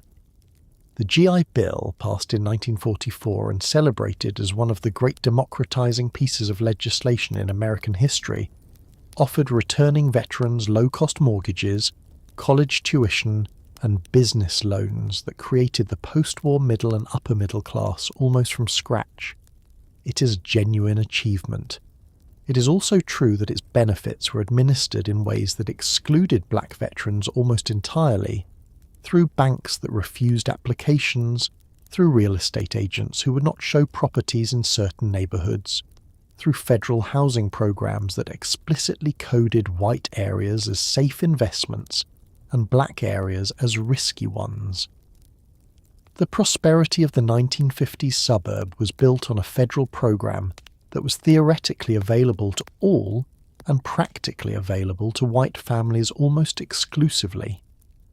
The racial covenants that governed many of the wealthy suburbs were legal agreements attached to property deeds that prohibited the sale of homes to non-white buyers.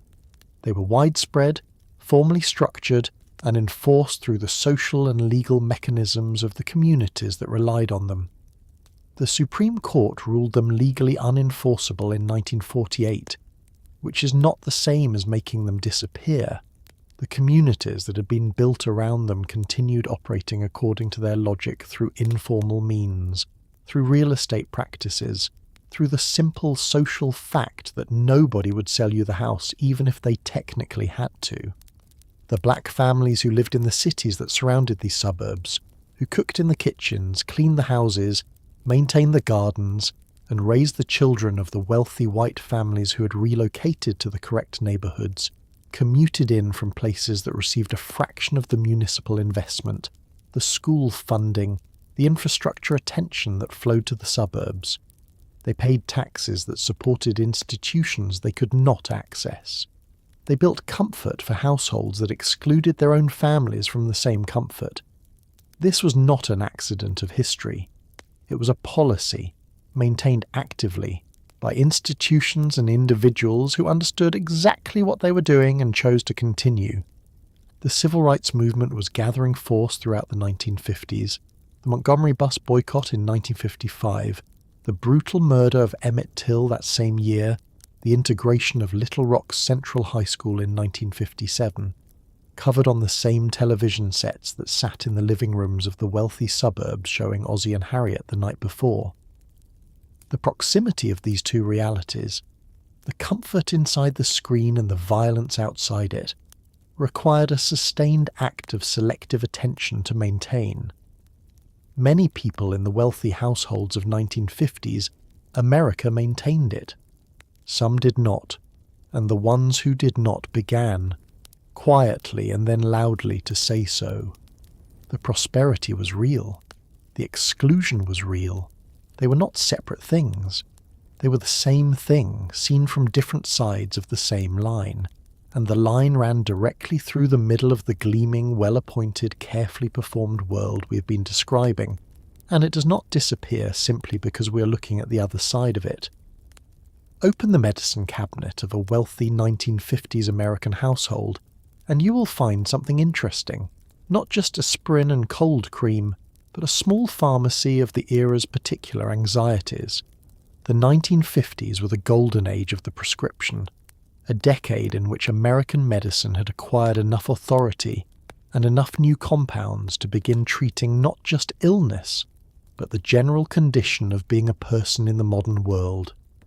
Amphetamines were prescribed for weight loss, barbiturates were prescribed for sleep, tranquilizers, most famously Milltown, which arrived in 1955 and sold in quantities that suggested the entire country was having a nervous breakdown, it was trying to manage quietly, were prescribed for anxiety, which in wealthy America was not called anxiety. It was called nerves. The doctor in this world was a figure of considerable authority, a man, almost always, who had been to the right schools, who occupied a specific social position in the community, who played golf with the husbands and was consulted by the wives on matters that ranged from the straightforwardly medical to the deeply personal. The relationship between the wealthy patient and her doctor in the 1950s was one of the era's more complicated intimacies. He knew things about her body and her state of mind that her husband did not know, and he dispensed advice and medication with the quiet authority of someone who understood that his patients needed him to be certain even when the medicine was still working out the details. The prescription pad was used generously. A woman who reported trouble sleeping received barbiturates, Nembutal or Seconal, sleeping pills that worked efficiently and were habit-forming in ways that the prescribing physician either did not fully understand or chose not to emphasize. A woman who reported feeling overwhelmed, anxious, or persistently sad received first sympathy, and then, increasingly through the mid-50s, a prescription for Milltown, the tranquilizer that became so embedded in the culture of the era that it was nicknamed Mother's Little Helper before that phrase was codified in song. It smoothed the edges. It reduced the volume of the interior noise. It made the performance easier to sustain, which the doctor noted approvingly as an improvement in the patient's condition. The amphetamines prescribed for weight loss were a particular feature of the wealthy woman's medicine cabinet, because the 1950s silhouette required a specific relationship between the body and the foundation garment, and that relationship was not always naturally occurring. Diet pills in this era were genuine amphetamines, chemically identical, more or less to the stimulants the military had used to keep pilots alert during the war, now repackaged in smaller doses and applied to the project of fitting into a cocktail dress. They reduced appetite. They also produced energy, confidence, and a mild euphoria that their users often found, beyond the weight management, quite pleasant. The pleasantness was noted. The dependence that could follow the pleasantness was not discussed in the doctor's office, which was conducting, in retrospect, a fairly significant, uncontrolled experiment on its wealthiest patients. The medicine cabinet also held the ordinary heroics of the era, the aspirin, the cold remedies, the iodine and bandages, the cough syrups that were, a significant portion of them, primarily alcohol with flavouring. Children's medicines contained compounds that a later generation would remove from the market with some alarm. The dentist still used amalgam fillings and drilled without adequate anaesthesia in many cases.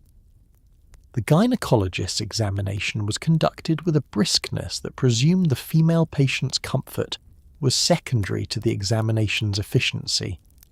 And yet, for all its limitations and its casual pharmaceutical adventurism, 1950s medicine had also just produced the polio vaccine, which was administered to schoolchildren in 1955 and eliminated a disease that had paralysed and killed children throughout the first half of the century.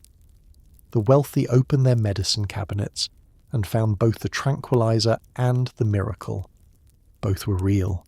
The era was, in this as in everything, more complicated than it looked from the outside. Once or twice a year, the wealthy of 1950s America put on their best evening wear and went to a charity gala. This was an important institution, not primarily because of the money it raised, though it did raise money, but because of what it communicated to everyone present and to everyone who read the society pages the following morning. The charity gala was the place where wealth performed its virtue, where being rich was publicly redeemed by also being philanthropic, where the same money that bought the Cadillac and the country club membership was now also very visibly funding a new wing on a hospital or scholarships for deserving children. Generosity and social performance had become, in this world, essentially identical. The gala was held in a hotel ballroom or a museum or, for the most prestigious events, in one of the great private houses that still survived from an earlier era of American wealth, and were now open twice a year for exactly this purpose. A reminder that the money in this room had a history longer than the post-war boom, and intended to have a future longer than the current fiscal year. The rooms were genuinely beautiful in the way that large, carefully lit spaces full of people in evening clothes are always beautiful. The chandeliers, the flowers, the particular quality of candlelight on a good dress and a decent piece of jewellery. The beauty was not accidental. The beauty was the point. You arrived in the correct car, which deposited you at the entrance with the timing of a theatrical entrance. Not so early that you seemed eager, not so late that you missed the cocktail portion, which was where the real socialising happened before the dinner portion, which was where the speeches happened, and the speeches were endured collectively with the patient goodwill of people who understood that the speeches were the price of the ballroom, and the ballroom was the price of the photograph in tomorrow's society page. The society page was a genuine object of attention in the 1950s, in a way that is difficult to fully communicate to anyone who has grown up in an era of social media. A single page or two in the daily newspaper that documented who had attended which events, accompanied by photographs of the attendees in their evening clothes, captioned with names and implicitly with social positions. To appear in the society pages was to be confirmed as a person of a certain standing. To appear regularly was to be established. To never appear was a specific kind of social invisibility that, at this level of wealth, required either genuine reclusiveness or genuine eccentricity to maintain. The money that changed hands at these events moved through a structure of committees and boards and named endowments that the wealthy served on and contributed to with varying degrees of genuine engagement. Some were deeply committed. The hospital board member who actually read the reports, the museum trustee who understood the collection, the foundation director who knew the names of the scholarship recipients. Others treated the committee as a social credential, and the donation as the cost of the credential, neither more nor less. The causes benefited either way, which was the practical argument for the institution's existence, and a fairly good one. What the charity gala also provided, tucked beneath the virtue and the visibility, was one of the few occasions in this world where the wealth was allowed to be fully openly displayed. The dinner party had its elegant restraint. The country club had its studied casual, but the gala, the ballroom, the jewels, the full evening dress, the orchestra, was the moment when the prosperity dropped its modest disguise and simply appeared in sequins and pearls under a chandelier, entirely unashamed of itself. And if the cause benefited, so much the better. Everyone went home feeling both generous and well-dressed, which in 1956 was a combination so satisfying it was worth every penny of the table price. It is late now. The guests have gone home, or you have come home from somewhere. The children are in bed. The kitchen is quiet. The cocktail glasses have been washed and returned to the cabinet. And in the careful hush of the wealthy 1950s household, when the last obligation of the day has been discharged, and there is no one left to perform for, something happens. The face relaxes. The shoulders drop.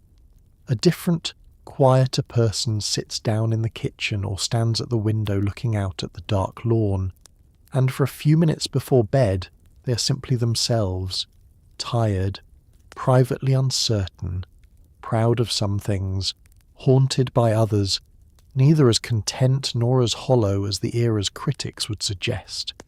Just human in an expensive house, at the end of a long performance of a life. The husband sits in the study with the nightcap he does not technically need but genuinely wants, in the leather chair that is the one place in the house that is unambiguously his, with no social function and no audience. He reads, or he sits without reading, which is different from relaxing and closer to simply being still. The briefcase is on the floor by the desk. The suit jacket is on the back of the door. The tie is off. He looks, in this moment, considerably less like the man of business and considerably more like a person who is 51 years old and a little tired and not entirely sure that the decisions he made at 32 were the right ones, but also not sure, at this point, what he would change. He thinks about this briefly, the way you think about things when the room is quiet and the nightcap is half finished. Then he finishes the drink and goes upstairs. The wife sits in the kitchen, or the bedroom, in the quiet that she's been working toward all day without knowing she was working toward it. The day has been full, genuinely full, not in the dismissive sense of being busy, but in the sense of having contained more human interaction, and more responsibility, and more sustained performance than anyone on the outside of it would easily credit. She removes the earrings first, always the earrings, because they are the last thing put on and the first thing taken off, and the moment they come out the day officially ends. She sits for a moment with no particular purpose, just sitting. She thinks about a conversation at the party that she wants to think about more carefully. She thinks about one of the children, a thing one of them said this afternoon that has been sitting at the edge of her attention all evening.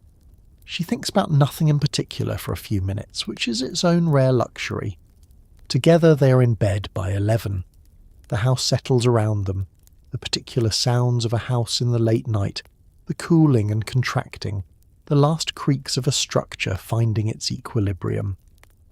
Outside, the neighbourhood is dark and quiet. The other houses are dark too, or mostly dark. The same scene replicated along the street in all the other bedrooms behind all the other correct facades. This is what was left at the end of the day when the performance stopped. Two people in a house they had built together, a life they had assembled with considerable care and effort, and no small amount of compromise, with its anxieties and its pleasures and its vast, well-furnished silences. It was not always happy. It was not always what either of them had imagined. But it was real. More real than the cocktail party version. More real than the Christmas card. More real than anything that appeared in the society pages. And in the dark, in the quiet, before sleep arrived, it was occasionally enough. Sometimes more than enough. The kind of enough that, if you were paying attention rather than performing, you might even call a life. The lamp went off. The house was dark. Tomorrow the performance would begin again at 6:45, with the alarm clock on the mahogany nightstand, politely insistent, ready to start the whole thing over. But that was tomorrow.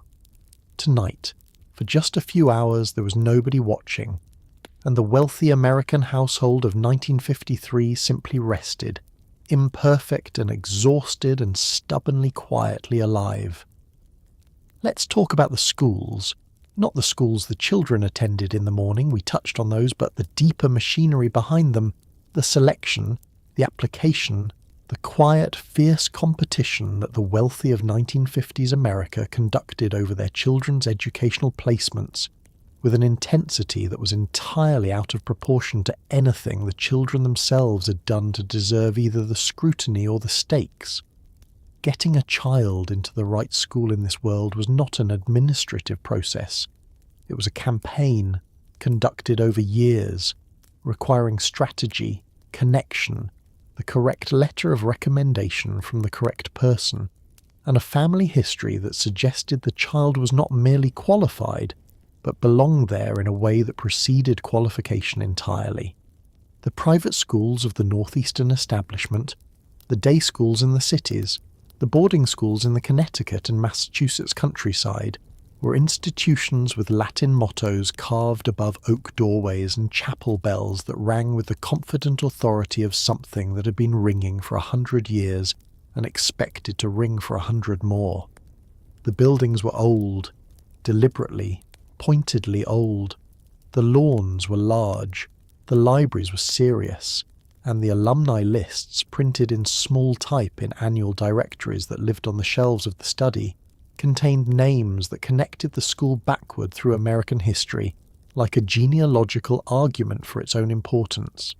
Getting in required, first, that you knew to apply, which sounds straightforward and was not, because the knowledge of which schools mattered and how the application worked was itself a form of inherited social capital, passed through networks of people who had attended these schools themselves and mentioned them casually as background in conversations that were about something else entirely. If you had to ask which schools were the right ones, you were probably not quite from the world that already knew. Knowing without being told was the first test, and it was administered before the application was ever submitted. The admissions interview was conducted with the child present and the parents under evaluation. The admissions officer, a man of courteous precision who had performed this particular assessment several hundred times, asked the child about his interests and the parents about their hopes, and listened to all of it with the calibrated attention of someone who was not primarily evaluating what was being said, but how it was being said. The vocabulary used, the assumptions embedded in the sentences, the degree to which this family already spoke the school's language, because a child who arrived already fluent would require considerably less remediation than a child who arrived from outside the tradition and would need to be taught from the beginning what the tradition expected. The fees were paid without visible difficulty, because visible difficulty with the fees was itself disqualifying in a world where the ability to sustain the cost without comment was part of what the cost was testing. The fees were also understood correctly as the smallest portion of the actual investment. The larger investment was in the accumulated social capital that the school represented and transmitted, the network of classmates who would become colleagues and business partners and fellow members of clubs that would not be joined for another 20 years, the particular quality of confidence that the school produced in its graduates, which was not arrogance exactly, but was adjacent to it and was, in the professional world this education was preparing them for, functionally indistinguishable. The children went. They wore the blazers with the crests. They attended the chapel. They played the sports and declined the invitations that needed declining and accepted the ones that needed accepting and learned, in the accumulated texture of 1,000 small daily lessons, exactly who they were supposed to become. Some of them became exactly that person. Others became someone else entirely, later, when the blazer was off and the chapel was behind them, and they finally had room to find out what was underneath. But that reckoning came later.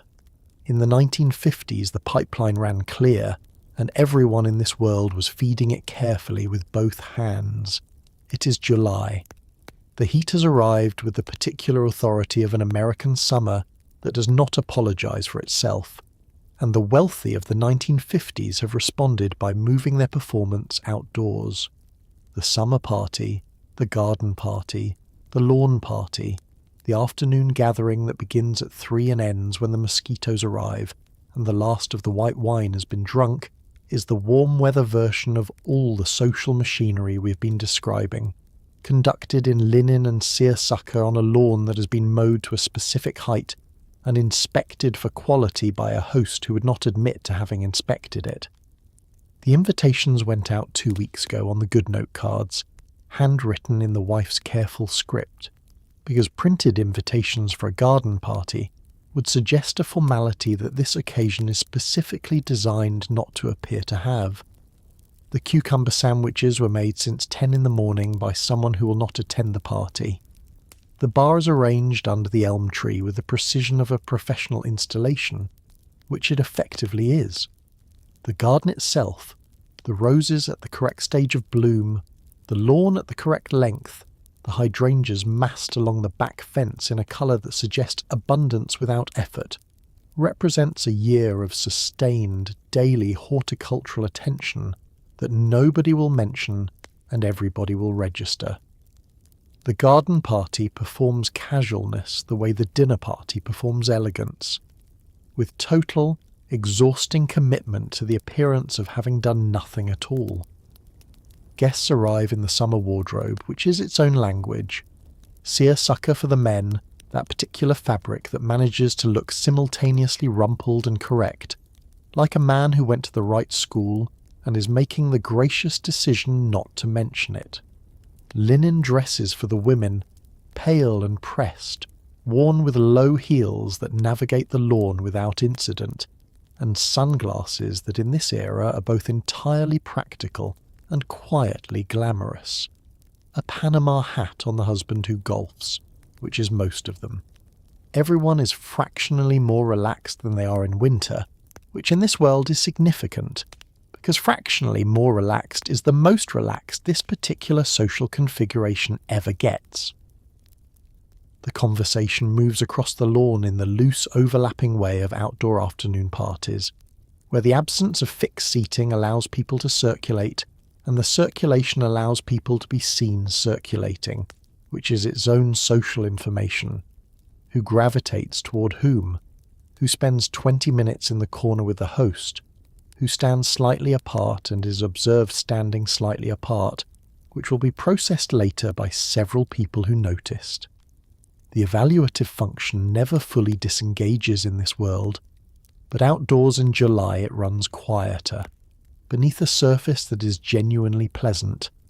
The afternoon light, the cold drink, the children running across the far end of the lawn, the dog underfoot, the smell of cut grass and summer, which is, taken purely as sensory experience, one of the best smells available to a human being. By 6 o'clock the light has gone golden and long across the lawn, the particular late afternoon light of an American summer that makes everything look like it has been remembered rather than experienced. The faces are warm, the drinks are nearly finished. The goodbyes begin, drawn out and genuine, the departure of people who have had a good afternoon and are extending its warmth by prolonging the leave-taking.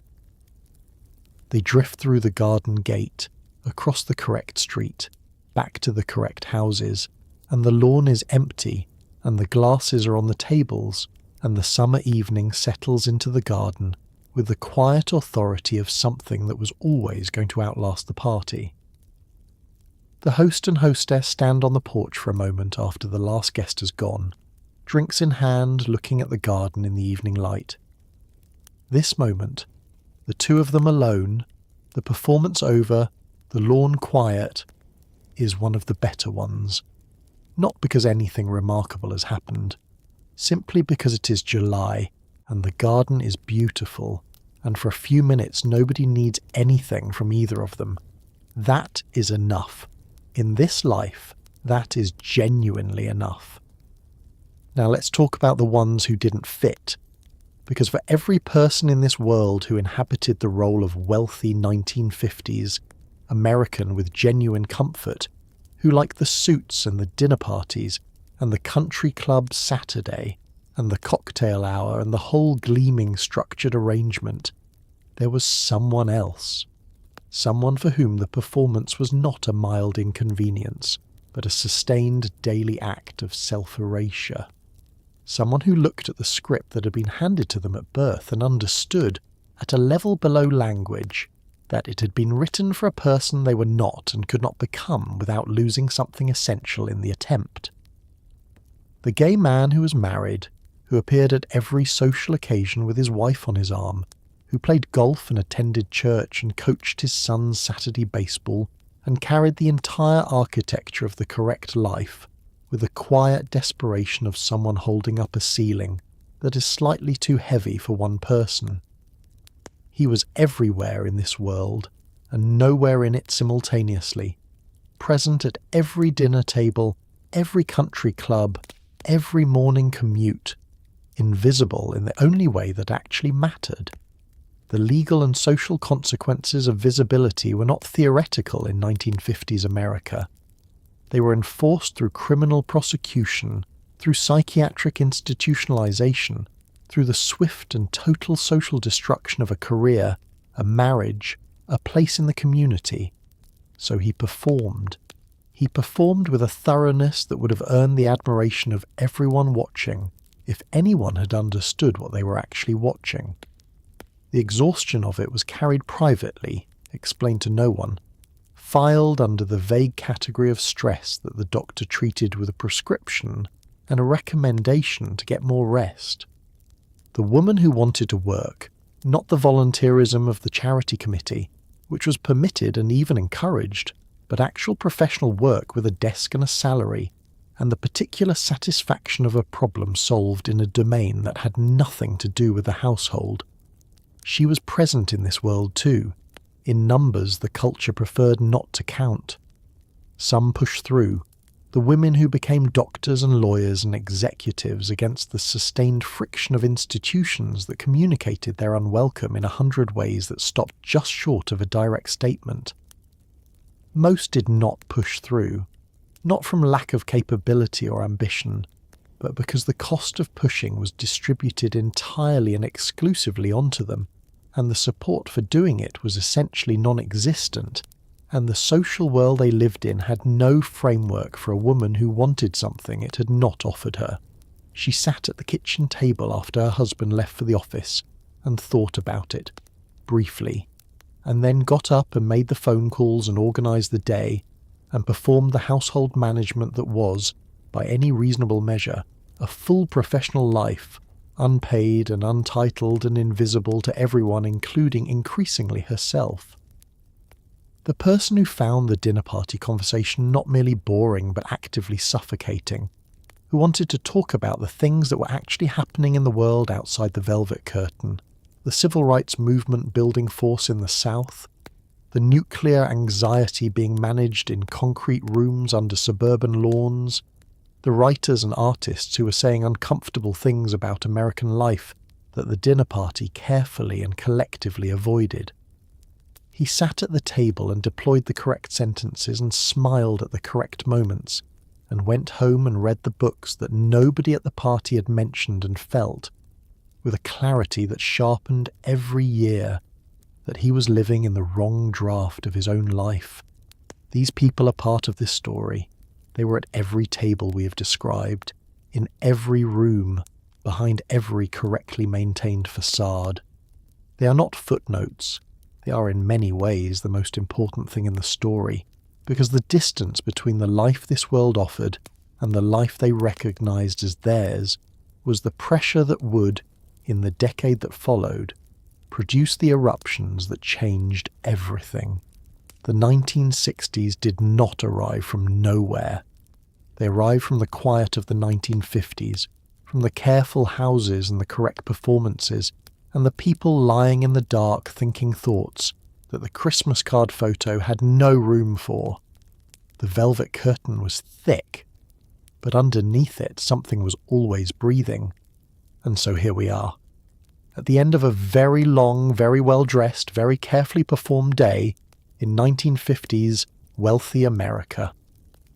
You have woken up in the right house, on the right street, driven the right car, worn the right clothes, eaten the right food off the right china, attended the right church, sent your children to the right school, poured the right drink at exactly the right hour, and smiled, genuinely, convincingly, beautifully through most of it. And underneath all of that, a human being, tired, uncertain, privately hopeful, carrying things that never made it into the conversation, dreaming things that never made it into the performance. Just a person, doing their level best inside a world that had very specific ideas about what their level best was supposed to look like. That is what history keeps showing us. No matter the era, no matter the address. Strip away the cocktail sets, and the cashmere and the chrome on the Cadillac, and what you find underneath is the same thing you always find. People trying to build a life that means something, loving imperfectly, worrying quietly, hoping the whole construction holds together one more season. They did not always get it right. The world they built had walls in it that should not have been there, silences that should have been broken sooner, comforts that were purchased at a cost that was paid by people who never appeared in the society pages. That is true, and it matters, and it deserves to be said clearly even here, even gently. But the tiredness was real. The love was real.